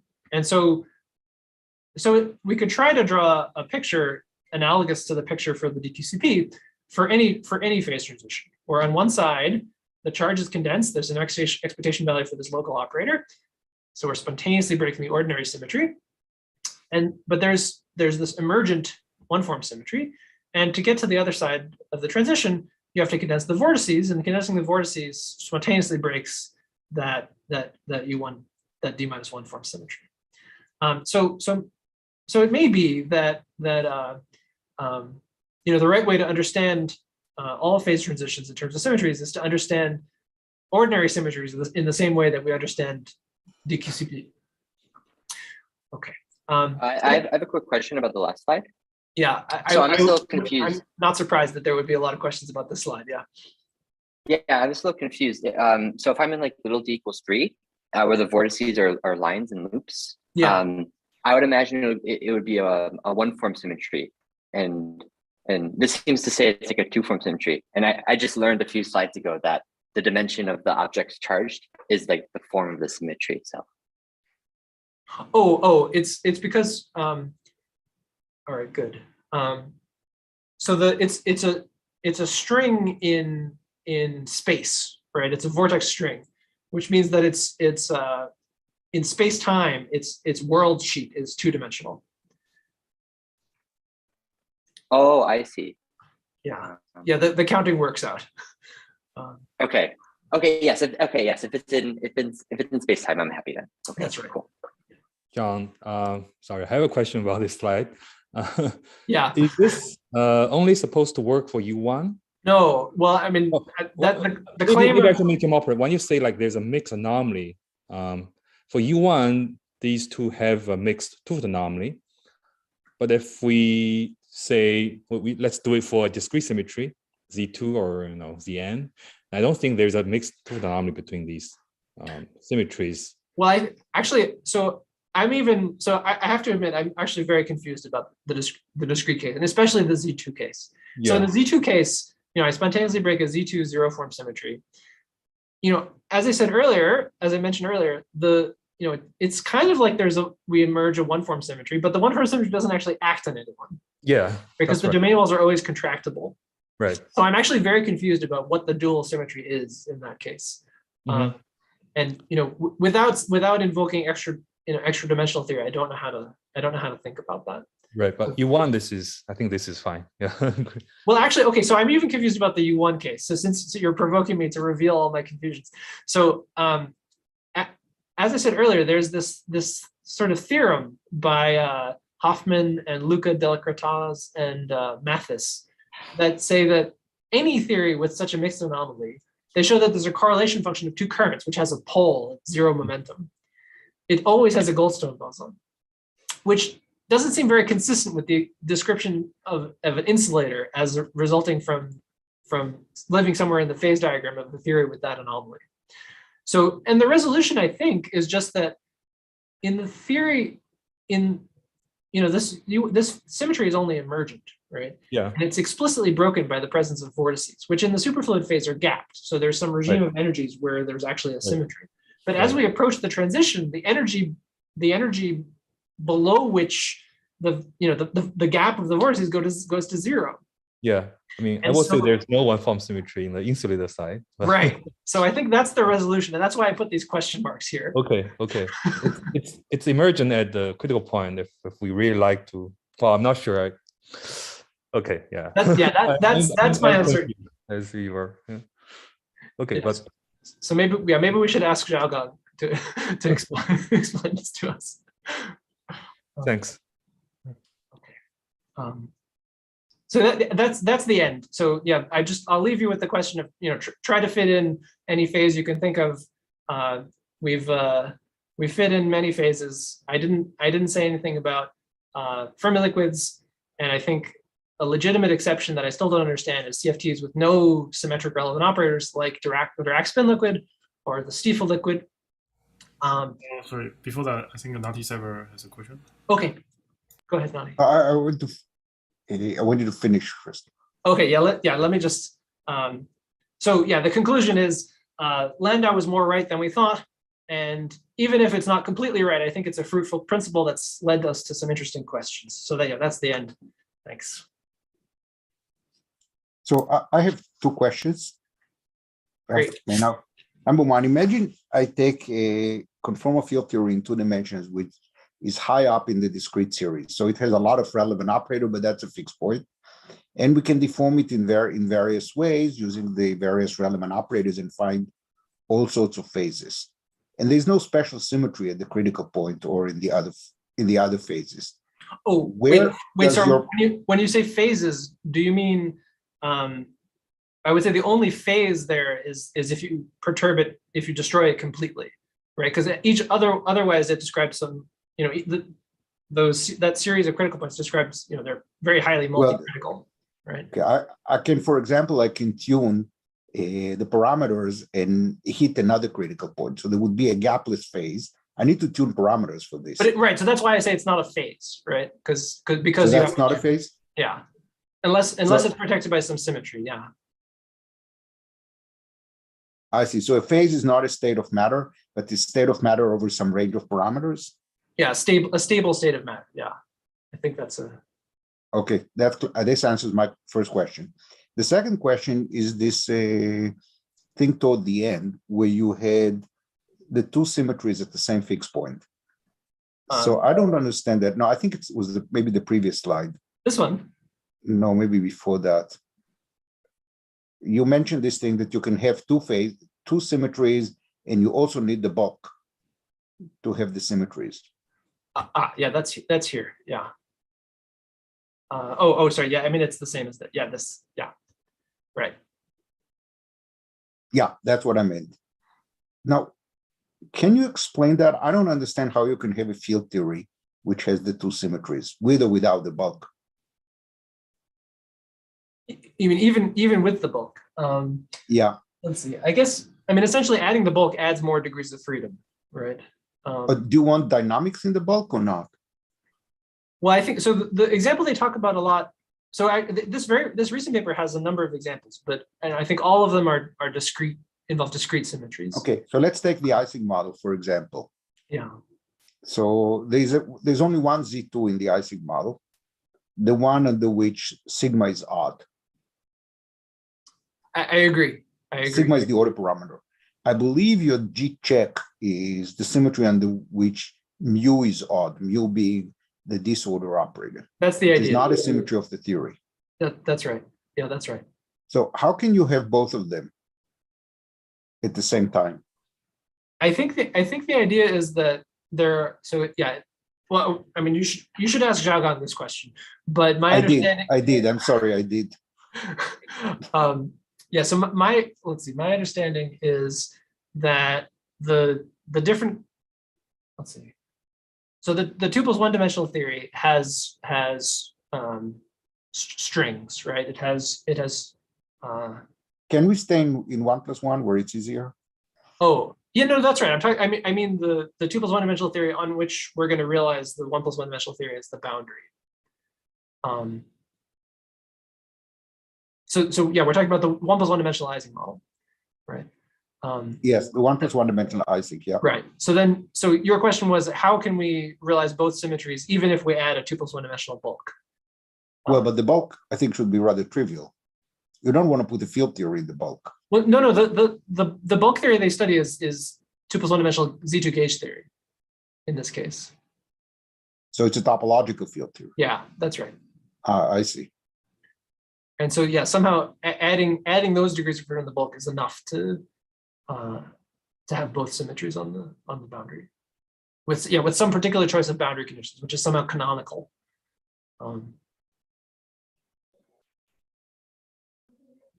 Can we say that these two zero forms are just basically descendants of the two one form symmetries in the bulk, in the toric bulk?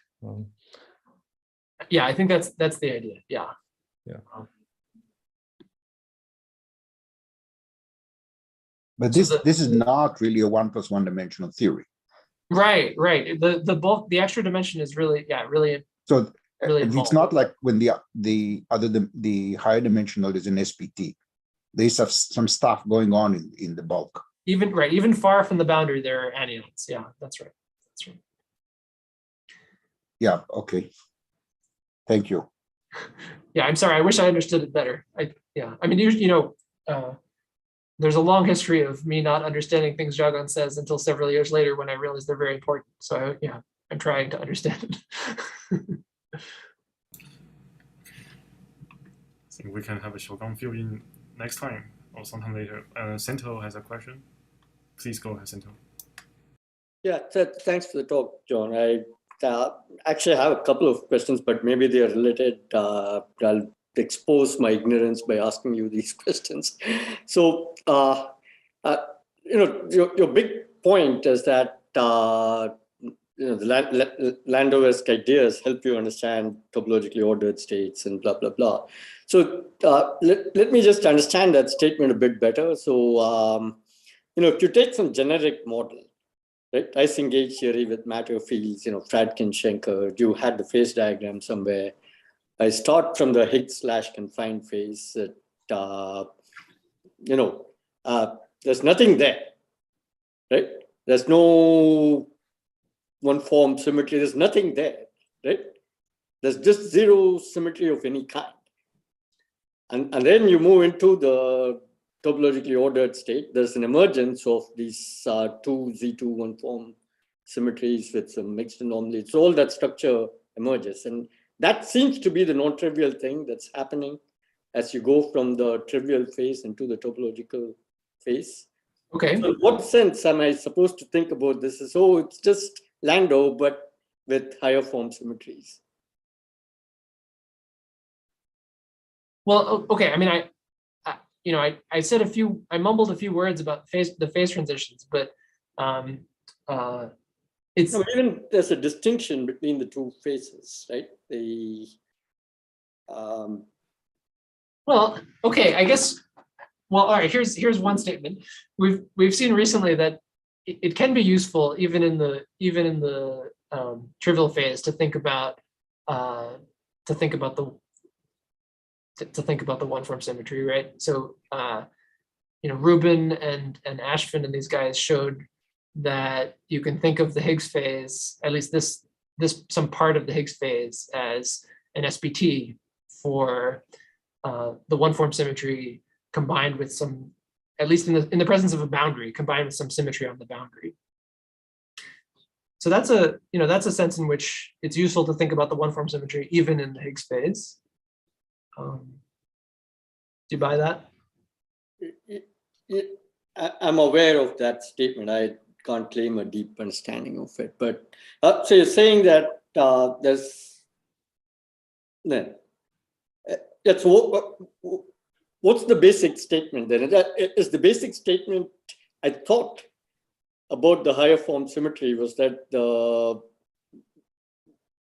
emergence of the higher form of these two higher form symmetries, the mixed anomaly, that's a non-trivial statement about the topologically ordered state, which is a different symmetry statement from the usual statements of Landau theory, where the UV theory has some global symmetry, and the ground state may either preserve the global symmetry or not preserve the global symmetry. Right? Here, my UV theory has no symmetry. It doesn't have higher form symmetry, right? And then the higher form symmetry emerges in one phase, but doesn't emerge in the other phase. Seems to me it's a very different statement.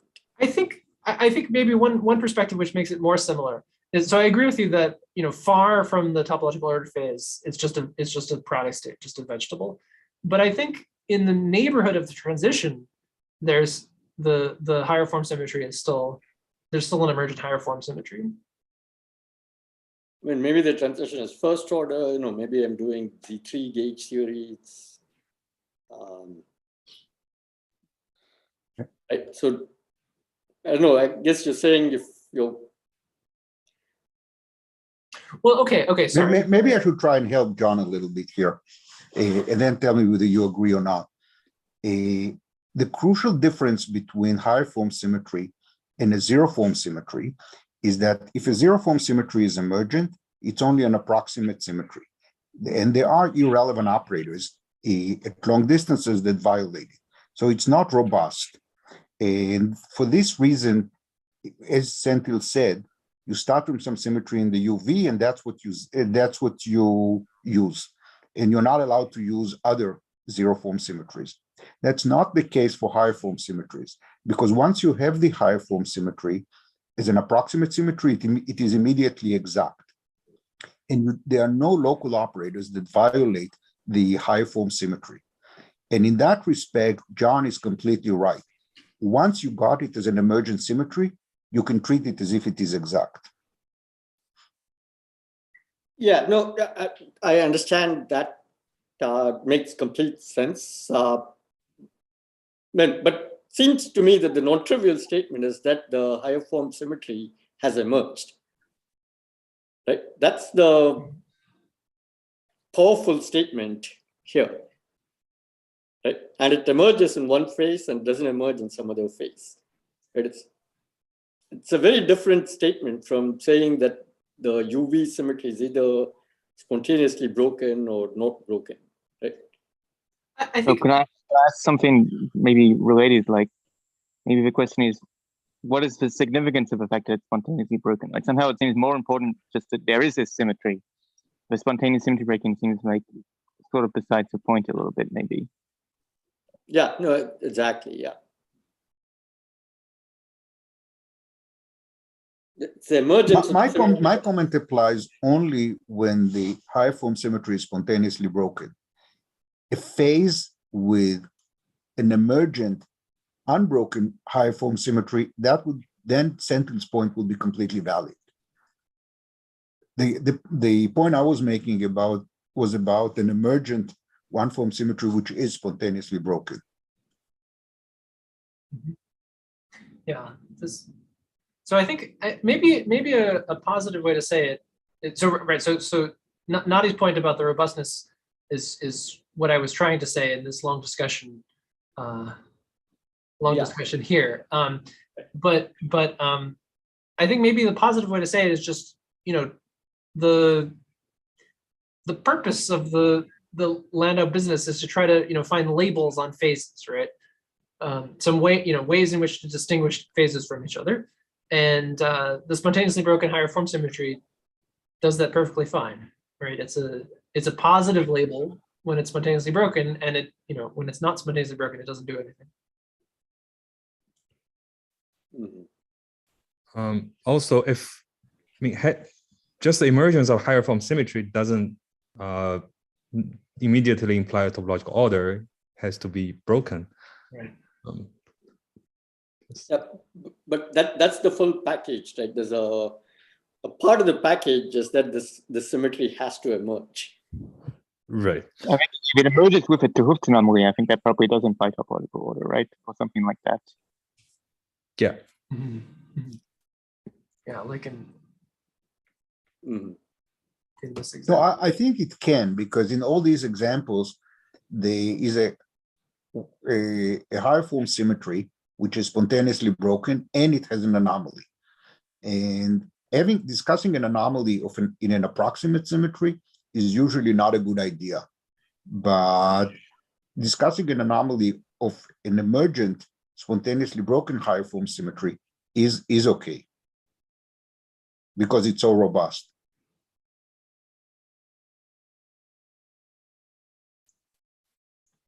Yeah, I think so. In this example, there's no anomaly. If we think of just there's just a ZP one form symmetry, and so I guess we could have emergence of this one form symmetry without it being spontaneously broken, and therefore without topological order. But so in this example, there's an anomaly, and the only representations of this algebra are finite dimensional, right? Are bigger than one dimensional. So I think whether or not emergence of any one form symmetry implies it's spontaneous. I don't think it always implies that it's spontaneously broken.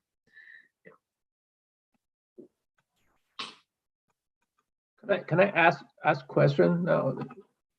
Yeah, go ahead.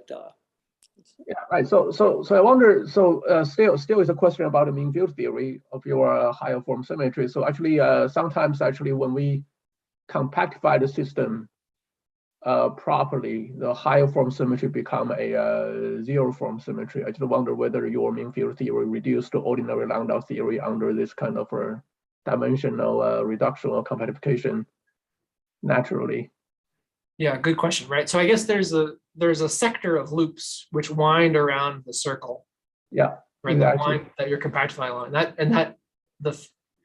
Those modes of the string field produce an ordinary order parameter in the lower dimensional theory. Yeah, but I thought like your the analog with the ordinary Landau theory is that the space in ordinary Landau theory is your loop space.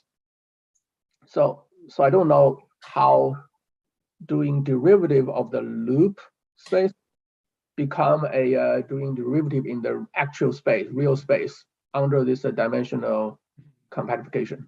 So so two comments about that. It's not quite true that this is just a field theory in loop space. So it's not true that it's a local field theory in loop space. So these terms are local in loop space, but this term is not local in loop space. It's local in ordinary space in the sense that the string has only a single center of mass, but it's not local in loop space. So exactly what the rules for field theory in loop space are, I don't know.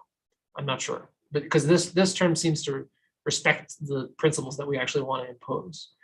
But I think, having said that, I think you're probably right that if we study this area derivative term on a string field that is supported only on loops wrapping around a circle, that it reduces to an ordinary derivative in the non-compact dimensions. It does. I'd have to think about it some more, but I suspect that it does. Okay. Yeah, because it amount, you're adding a little. Well,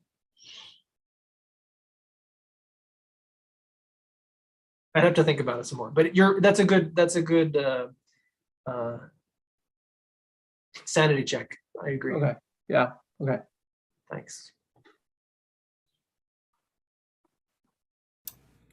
I think Santiago might have more questions because he said he has more than one question.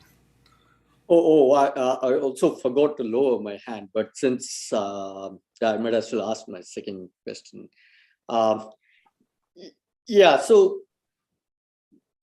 for what we're trying to say about the deconfined critical point, I'm not really sure I understood the. Of course, it's true that we can think about the deconfined critical point as arising because the defects in one order parameter transform non-trivially under some other symmetry. But then you were saying something about the standard superfluid insulator transition. So what's the, I'm not sure I understood the connection. Yeah, so let me preface this by saying again that this is my attempt to understand what Jacques has been saying, especially in this most recent paper. But yeah, the slogan that I think he's espousing is that any continuous phase transition happens because of this kind of phenomenon, that the defects on one side are charged under the symmetry on the other side. No, but these two situations are different, right? So in the standard superfluid insulator transition, the superfluid has vortices, you condense that to get the insulator. That's one point of view.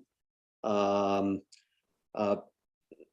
for this deconfined critical point, those vortices transform under some representation of some totally different symmetry, right? And that's what. No, but it's not totally different. It's not totally different because there's a mixed anomaly between them, between the two symmetries. Yeah, so that's the reason why the vortices transform. They transform as spinors under SO3, right?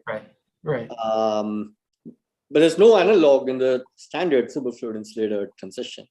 So I think the symmetries in question are very different, right? Well, I agree, and I'm as I said earlier, I'm confused about the symmetries in this case. But the idea is that the role of the symmetry over here is played by this emergent d-1 form symmetry, right? The symmetry under which the vortices are charged.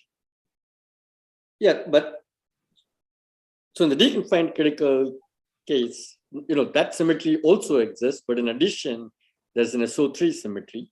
Well, no. I think maybe it's better to say that the product of that symmetry and the SO3 are spontaneously broken down to some subgroup. Yeah, okay, you could say that. Or rather explicitly broken down to some subgroup. No, but that's on the other face. Explicitly broken. Yeah. So there's no vortices that aren't that don't have a spin inside them. That's right. Yeah. Yeah.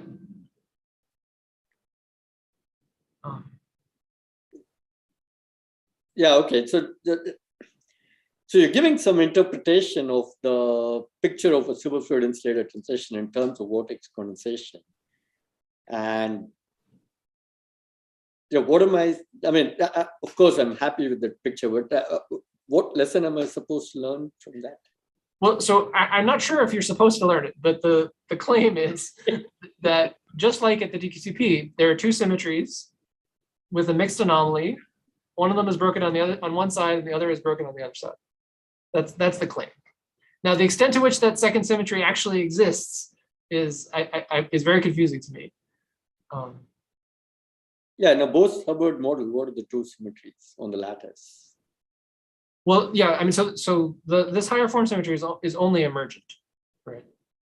Okay, yeah, I see. So it's in keeping with what we were saying earlier, that you want to focus on the emergent higher form symmetries and take them seriously. Treat them as the same footing as UV global symmetries. Right. That's right. That's right. Yeah. Okay.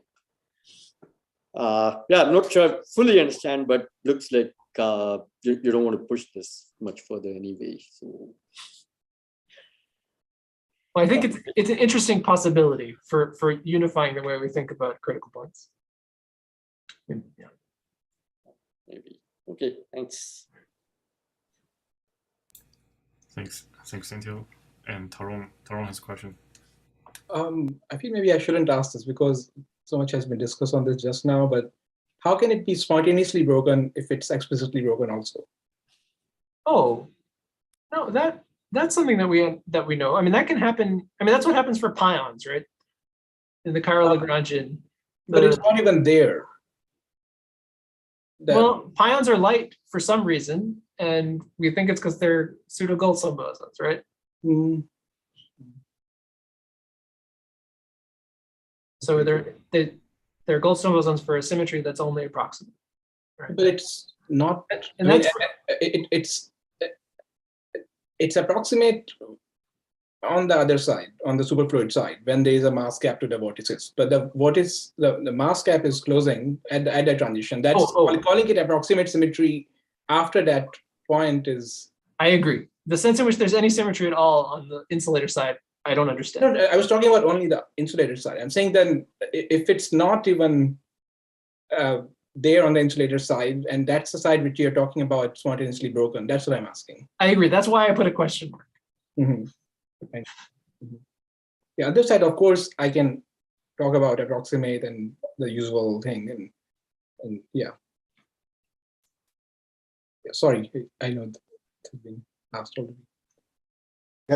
There's a big difference between the case of pions and the discussion here. The discussion here is about a symmetry that does not exist in the UV at all and becomes an emergent symmetry at long distances for one reason or another. In the case of pion, the symmetry exists in the UV, and it might not be an approximate symmetry in nature, but there is a hypothetical universe where the masses of the quarks is exactly zero at short distances, and then the pions are exactly massless at long distances. And then we do the analysis of pseudo-Goldstone boson, where the expansion parameter is the UV mass, not an irrelevant operator at long distances. So there is, at this point, it's exactly as Senthil said. There is a symmetry in the UV, there is a symmetry in the IR, it's spontaneously broken, and then we explicitly break it a little bit, both in the UV and in the IR. Whereas the discussion in here is about an emergent symmetry, the symmetry that does not exist at all in the UV, and it just appears out of nowhere in the IR. So these are different situations. I see what you're saying, but I think if secretly the microscopic theory of the world were on a lattice, and instead the picture we would have microscopically is more like this, the symmetry wouldn't be exact microscopically. I think the situation would be largely unchanged, right? We could still write some effective field theory for pions and perturb it by operators that explicitly break the Carl symmetry. But I agree that in the case of one form symmetries, it's a lot safer to do that.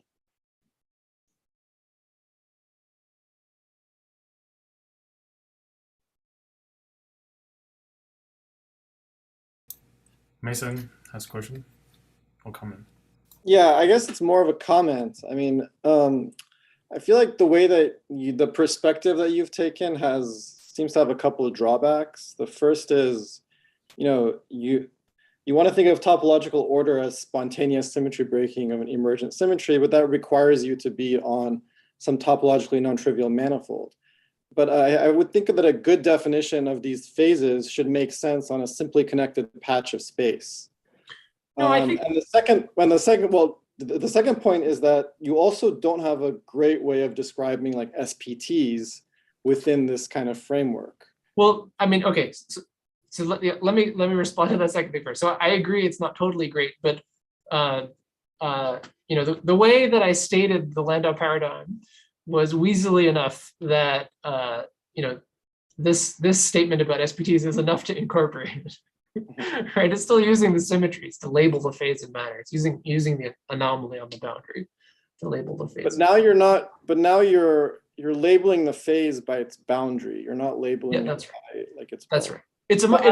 I would say that's a much bigger expansion of the Landau paradigm than just expanding the notion of symmetry. I mean, my perspective is that a better thing to say would be that you have some emergent set of symmetries, but they satisfy some really complicated algebraic structure, like some fusion n category. And so the proper thing to say is that you can take your system on a simply connected patch of space, and it has the global symmetry operators, which are the zero form symmetries, but it can also have these emergent loop-like and so on kinds of operators. Like if you take the ground state of a topologically ordered phase on a simply connected patch of space, there are huge loops that keep the ground state invariant.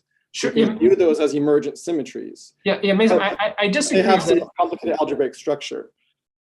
So I'd like to understand more what you mean about this complicated algebraic structure, but I disagree with the statement that diagnosing topological order requires putting the system on a non-trivial manifold. Well, right? you defined it as spontaneous symmetry breaking of an emergent symmetry. The spontaneous symmetry breaking only happens on a torus or something. No. I think diagnose the perimeter law versus area law is already like a sign of a spontaneous symmetry breaking of that one from symmetry. I mean, so this interpretation will not require the manifold to be.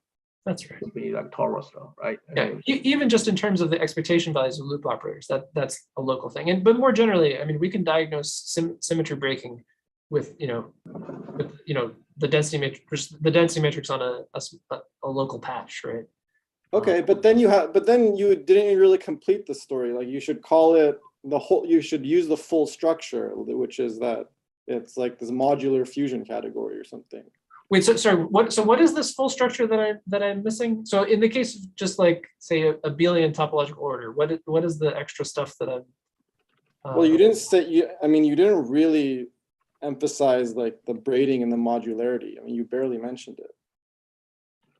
Okay, but I mean that's just because I didn't have to in order to illustrate it in some simple examples. But indeed, to say something about the the most general, say, non-abelian topological order, of course, yeah, we need all of that data.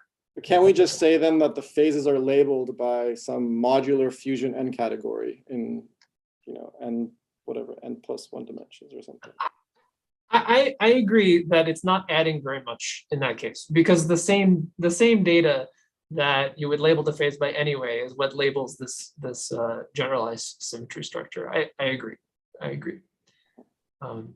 It's if you're already used to using that language, then it doesn't add. But this language also incorporates SPTs. That's the thing. Is like, you can understand SPTs in terms of inserting G defects and looking at the algebraic structure of these of the defect operators. So it's a purely bulk characterization which applies to like basically everything. Yeah, I think the statement is that we actually have like very recently developed this, not we, but like Theo, Johnson Freud, and collaborators have developed this notion of fusion 2 categories, which you can use to label topological order in 3+1D. So you would like that's kind of like one of the stepping stones towards like actual description of general higher dimensional topological orders in terms of higher categories and stuff.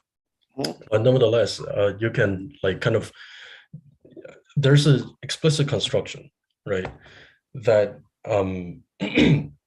imposes braiding. For example, like you can take the Drinfeld center, right, that will give you braiding. Yeah, and there are results that show kind of, okay, so what excitations do I have? What are the fusion relations and braiding relations, etc. And you can characterize them. But I think the central point is that like there's no Tanaka-Krein duality for these things yet. So by that I mean like in the one category case, monoidal categories, you can actually write them in terms of like a representation category of subgroup. So like for a finite monoidal category, you can write it as rep of some finite group. And you can do that, at least monoidally, you can do that. But so far it's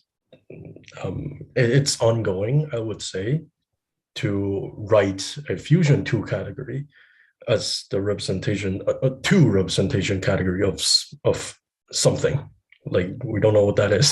So the analog right. of the fusion 2 category, one dimension down, is a fusion 1 category, but Yeah. the proper description of the anyons is a braided fusion category, which you can view as a fusion 2 category. So probably in 3+1, it's better to use some notion of a braided fusion 2 category or a fusion 3 category, something like that. Yeah, yeah. Like, I mean, given a fusion 2 category, you can produce a braided one. Yeah, at least some careful construction of the Dremel center or something like that, and you can construct it. Yeah. But anyways, that's the comment I want to make. Thank you. Anyway, John, I think my general point was that there is this huge structure, something related to like fusion higher categories, and that should be we can view that as some kind of emergent symmetry, but it has this like really complicated algebraic structure involving braiding and cutting open extended operators and seeing how they behave and so on. And that structure is what then characterizes every possible phase. I think I'm happy with what you said in the case of characterizing topological order. I didn't quite understand how are you characterizing SPTs in terms of that kind of symmetry structure. You're saying something about the response to background fields. Is that all? Yeah, yeah. I mean, SPTs are also described by some G-graded fusion category with some cocycle. But what are the? I guess I'm confused about what are the objects there. I mean, since there's no anyons, that's what's bothering me. The objects are G defects. Extrinsic defects. Yes. Yeah. Mm-hmm. I see. Okay. Yeah, I agree. I mean, I think how to say. I don't want to be too dogmatic, but I do think it's useful to, I think these are pretty natural extensions of what we mean by symmetry. Yeah. And so it may be worthwhile to sort of reconcile these points of view. Mm-hmm. It seems like this point of view might be better suited for gapless phases. Like for gap phases, it seems like you're maybe just reproducing the anyon data that we already knew about. The gapless phases, there is no such thing. So then maybe it's actually more useful, right? Yeah, maybe. Yeah, I agree. But this structure is probably really the structure. I mean, all these algebraic structure, fusion and category, blah, blah. It's really the structure of topological defect operators. Exactly, yeah. Which are there in gapped or gapless phase. Yeah, anyway. May I ask some, maybe it's my turn to ask some down-to-earth questions. My first question is that how much do we understand, or maybe from John's talk, so suppose we give two sides of phases, bulk part of phase diagram, how much do we know the way to classify the phase transitions? Just whether there's something we can label the phase transitions, just like we can label the bulk phase. I suppose many things Mason was mentioning is still the bulk phase, right? So do we have something about the phase transitions? That's one thing.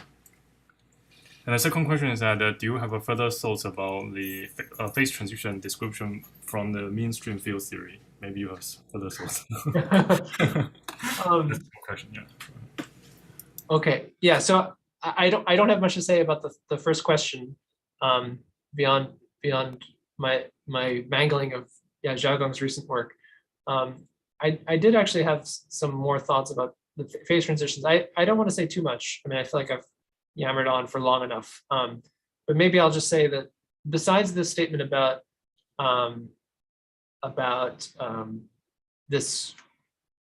the fact that the transition should be first order because of the cubic term, there's an interesting thing to say about transitions specifically in D = 4 for spontaneously breaking a one-form symmetry, which is that there's sort of two notions of lower critical dimension. One of them is the one where the dimension where the marginal dimension for Coleman Wagner, Mermin Wagner, and then the other one is where the linearly transforming fields are dimensionless.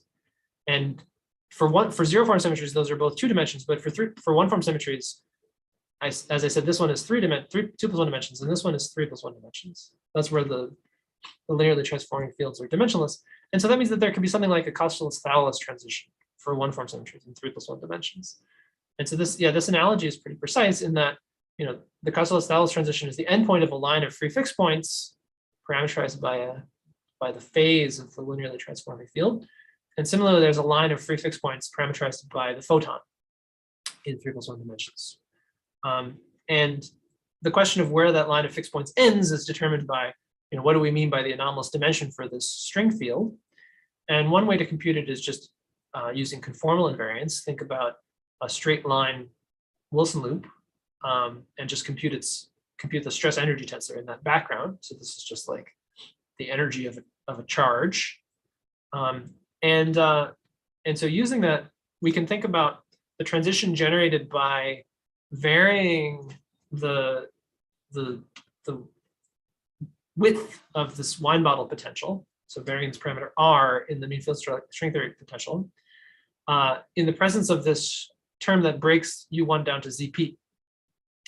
So the dimension of this operator varies with the coupling, and at some critical value of the coupling, it'll become relevant. And so then what happens when it becomes relevant is then you start to, the corrugations of this potential start to matter. And this kind of transition you can see in lattice gauge theory simulations when for ZP when P is large enough. It predicts that there should be a universal jump in the stiffness, which is, the analog of the stiffness here is the gauge coupling. In the usual case of the zero form symmetry, you can measure this jump by measure the stiffness by looking at the response to twisted boundary conditions, and the same is true here. You can look at the response to twisting the boundary conditions by one form flux. And in a crude simulation, you can see that it actually does jump across the transition. But actually, if you look more closely, the transition is first order. So that, there's a long history of this, of people studying this transition, and the conclusion ultimately was that it's first order. And so a question you can ask is, well, it's first order, but it's very weakly first order, and why is that true? And the answer is essentially you can understand it in terms of a dual description, where the monopoles that are condensing to cause confinement are described by some scalar field charged into the dual U1 symmetry, which becomes light near the transition, and this is described by the abelian Higgs model, which, as Coleman and Weinberg show, it has a fluctuation-driven first-order transition. And if it happens at weak coupling, at weak gauge coupling, then it's weakly first order. And the role of the mean string field theory is to show that the value of the coupling where this transition happens is where the monopole condenses, is where the loop operator becomes relevant. And that's what's predicted by this story about the dimension of the loop operator. So the idea is that although it's weakly first order, the value of the coupling at the transition, and therefore the size of the latent heat, is fixed by universal things. So I think there's actually still room to find some universal information in this transition. So that's part of why I was curious. So somebody at Chicago, I don't know who it was, said that there was new information about these confinement transitions of abelian gauge theory in 3 plus 1 dimensions.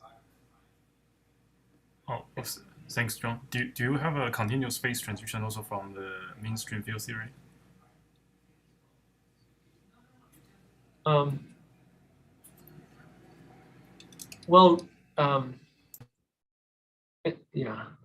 I guess I don't know is the answer. I don't know. But your attempt, what you show is this is first order transition. Well, okay. How to say, it's consistent with the first order transition in the sense that it has a description in terms of this abelian Higgs model, and the size of the first order transition is determined by the coupling, and we understand the coupling, the value of the coupling at the transition through this picture I was describing in the mean string field theory. The value of the coupling where the transition happens is where this loop operator becomes relevant. So that's the role of the mean string field theory is just to say, what is the value of the coupling where the transition should happen. Okay, thanks very much. That's fine. So Taron has another question, and Wei Hua. This is just maybe a remedial question about the about this loop Landau theory for the loops. So if I'm in the Stratton-Schenker phase diagram where I'm on the y equal to 0 axis. So where you just have a pure gauge theory with confinement, deconfinement transition. So since that transition is basically same as exactly, you can map it to 3D Ising, where there is a symmetry, like, I mean, there were just the x to minus phi to minus phi. Doesn't that impose some constraint on in your loop theory also, that there should be some, what is the consequence of duality to the normal, I mean, just the 3D Ising for this expansion? Are there any constraints on this? Maybe, I don't know, I was just confused whether it is surprising that in one case you don't have a cubic term, other case you do, and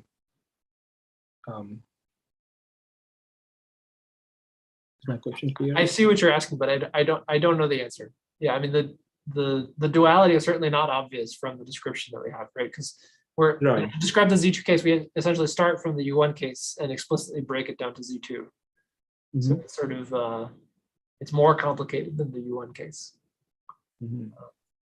So yeah, I don't know is the answer. Because if it is some fluctuation driven second order, if that looks a bit, looks a bit weird, that something which is very easy to understand as second order in some dual description, you have to invoke some much more complicated story to make it second order. Well, the thing I was saying about fluctuations is only true for p bigger than some value, like p bigger than 5 or something. No. That I understand. No, there was some comment which Chenke had mentioned, right? That sometimes, for example, Potts model has that it looks cubic term is allowed with pre-state Potts, but it could be second order because of some fluctuations and so on. But it's right. No, I think it's true. It's just that the upper critical dimension for these variables is quite large. So the fact that it's so far below the upper critical dimension means that it's strongly coupled with the fixed point.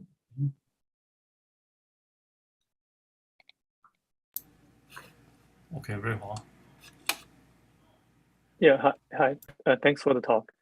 I have two questions. My first question is related to Meng's comment in the chat.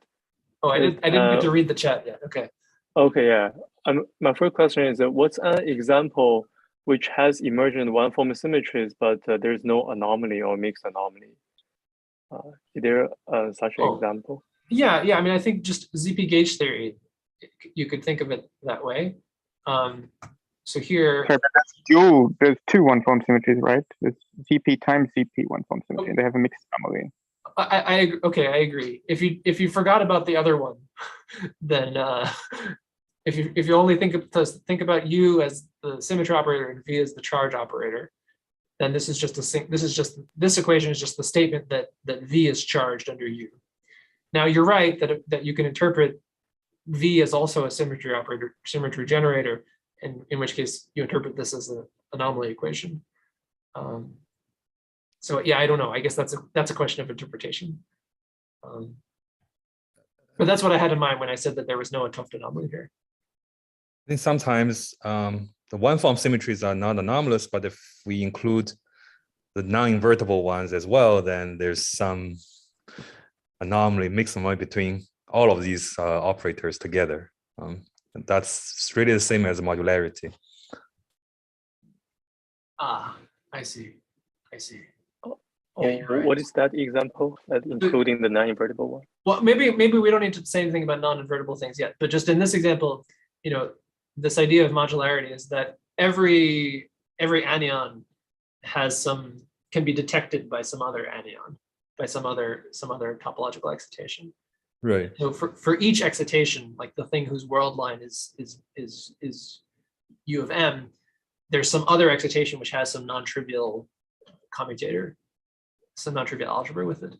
And so in that sense, yeah, indeed, modularity is the statement that there's always an 't Hooft anomaly if you include all of the excitations. That I agree. Yeah, in that sense, I agree. Yeah, that's probably a better way to think about it.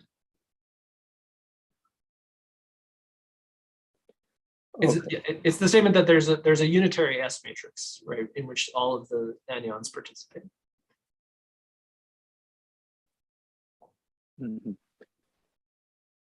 So my second question is, for the zero form symmetry, we also have this fermionic fermion parity symmetry. Is there such a generalization to one form symmetry, or it's forbidden by the kinematics? Oh, I haven't thought about this question. Yeah, I guess, I mean, there's been a lot of work on topological order in fermionic systems. Maybe somebody else should answer that for me. Is Mason still here? Or maybe Monk. Yeah, let me just say I don't know. Okay, yeah, thanks. Yeah, thanks. Thanks for the talk. You're welcome. Okay, Hank. Yeah, sorry, I'll make this brief. Like from one of Clay Cordova's papers, they explained that you can actually kind of absorb mixed anomalies using a two group. Like, for example, if you have two background gauge fields that exhibits a mixed anomaly, like F and FF prime, for example, and there's an anomaly there, then you can actually introduce a two connection that absorbs one of the monopole fluxes in one of the U1 sectors. And then you can gauge it. You can kind of introduce that higher form connection, and then that would be anomaly free. And then you can gauge that theory. If I understand correctly, that's sort of the definition of two group, right? Yes, exactly. Yeah. So like, I guess you can kind of like absorb the mixed anomaly using Green-Short's mechanism. And then in the UV, you will have like a two group gauge theory, or at least like a two group background gauge that you can have, that you can gauge. And that would be free of anomalies. But now here you have like a mixed zero form, one form anomaly. When you have something like that, maybe I think you can also do something similar, right? But then you'll get like a three group or something.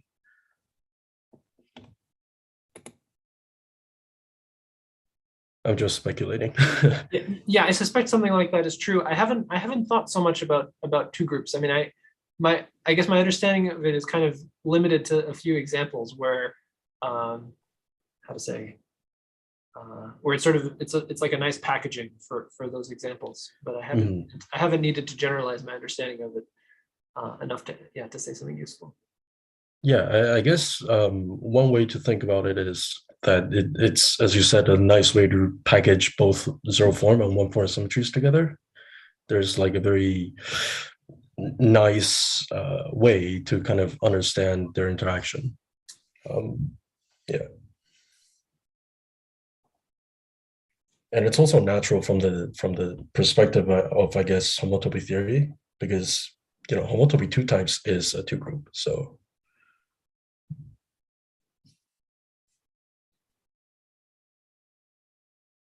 can you give me a useful reference to which could explain that statement to me? Yeah, I didn't understand. I don't understand. Which one? The latter? Homotopy two types is a two group. Okay, yeah, I can definitely give you something. So give me a second. Okay, so at the same time, any other comment, question, last final call? We have a really very nice long seminar. Thank you very much, John. You're welcome. Thanks for having me. Okay, if not, we are very grateful for John for this seminar. So, thank you.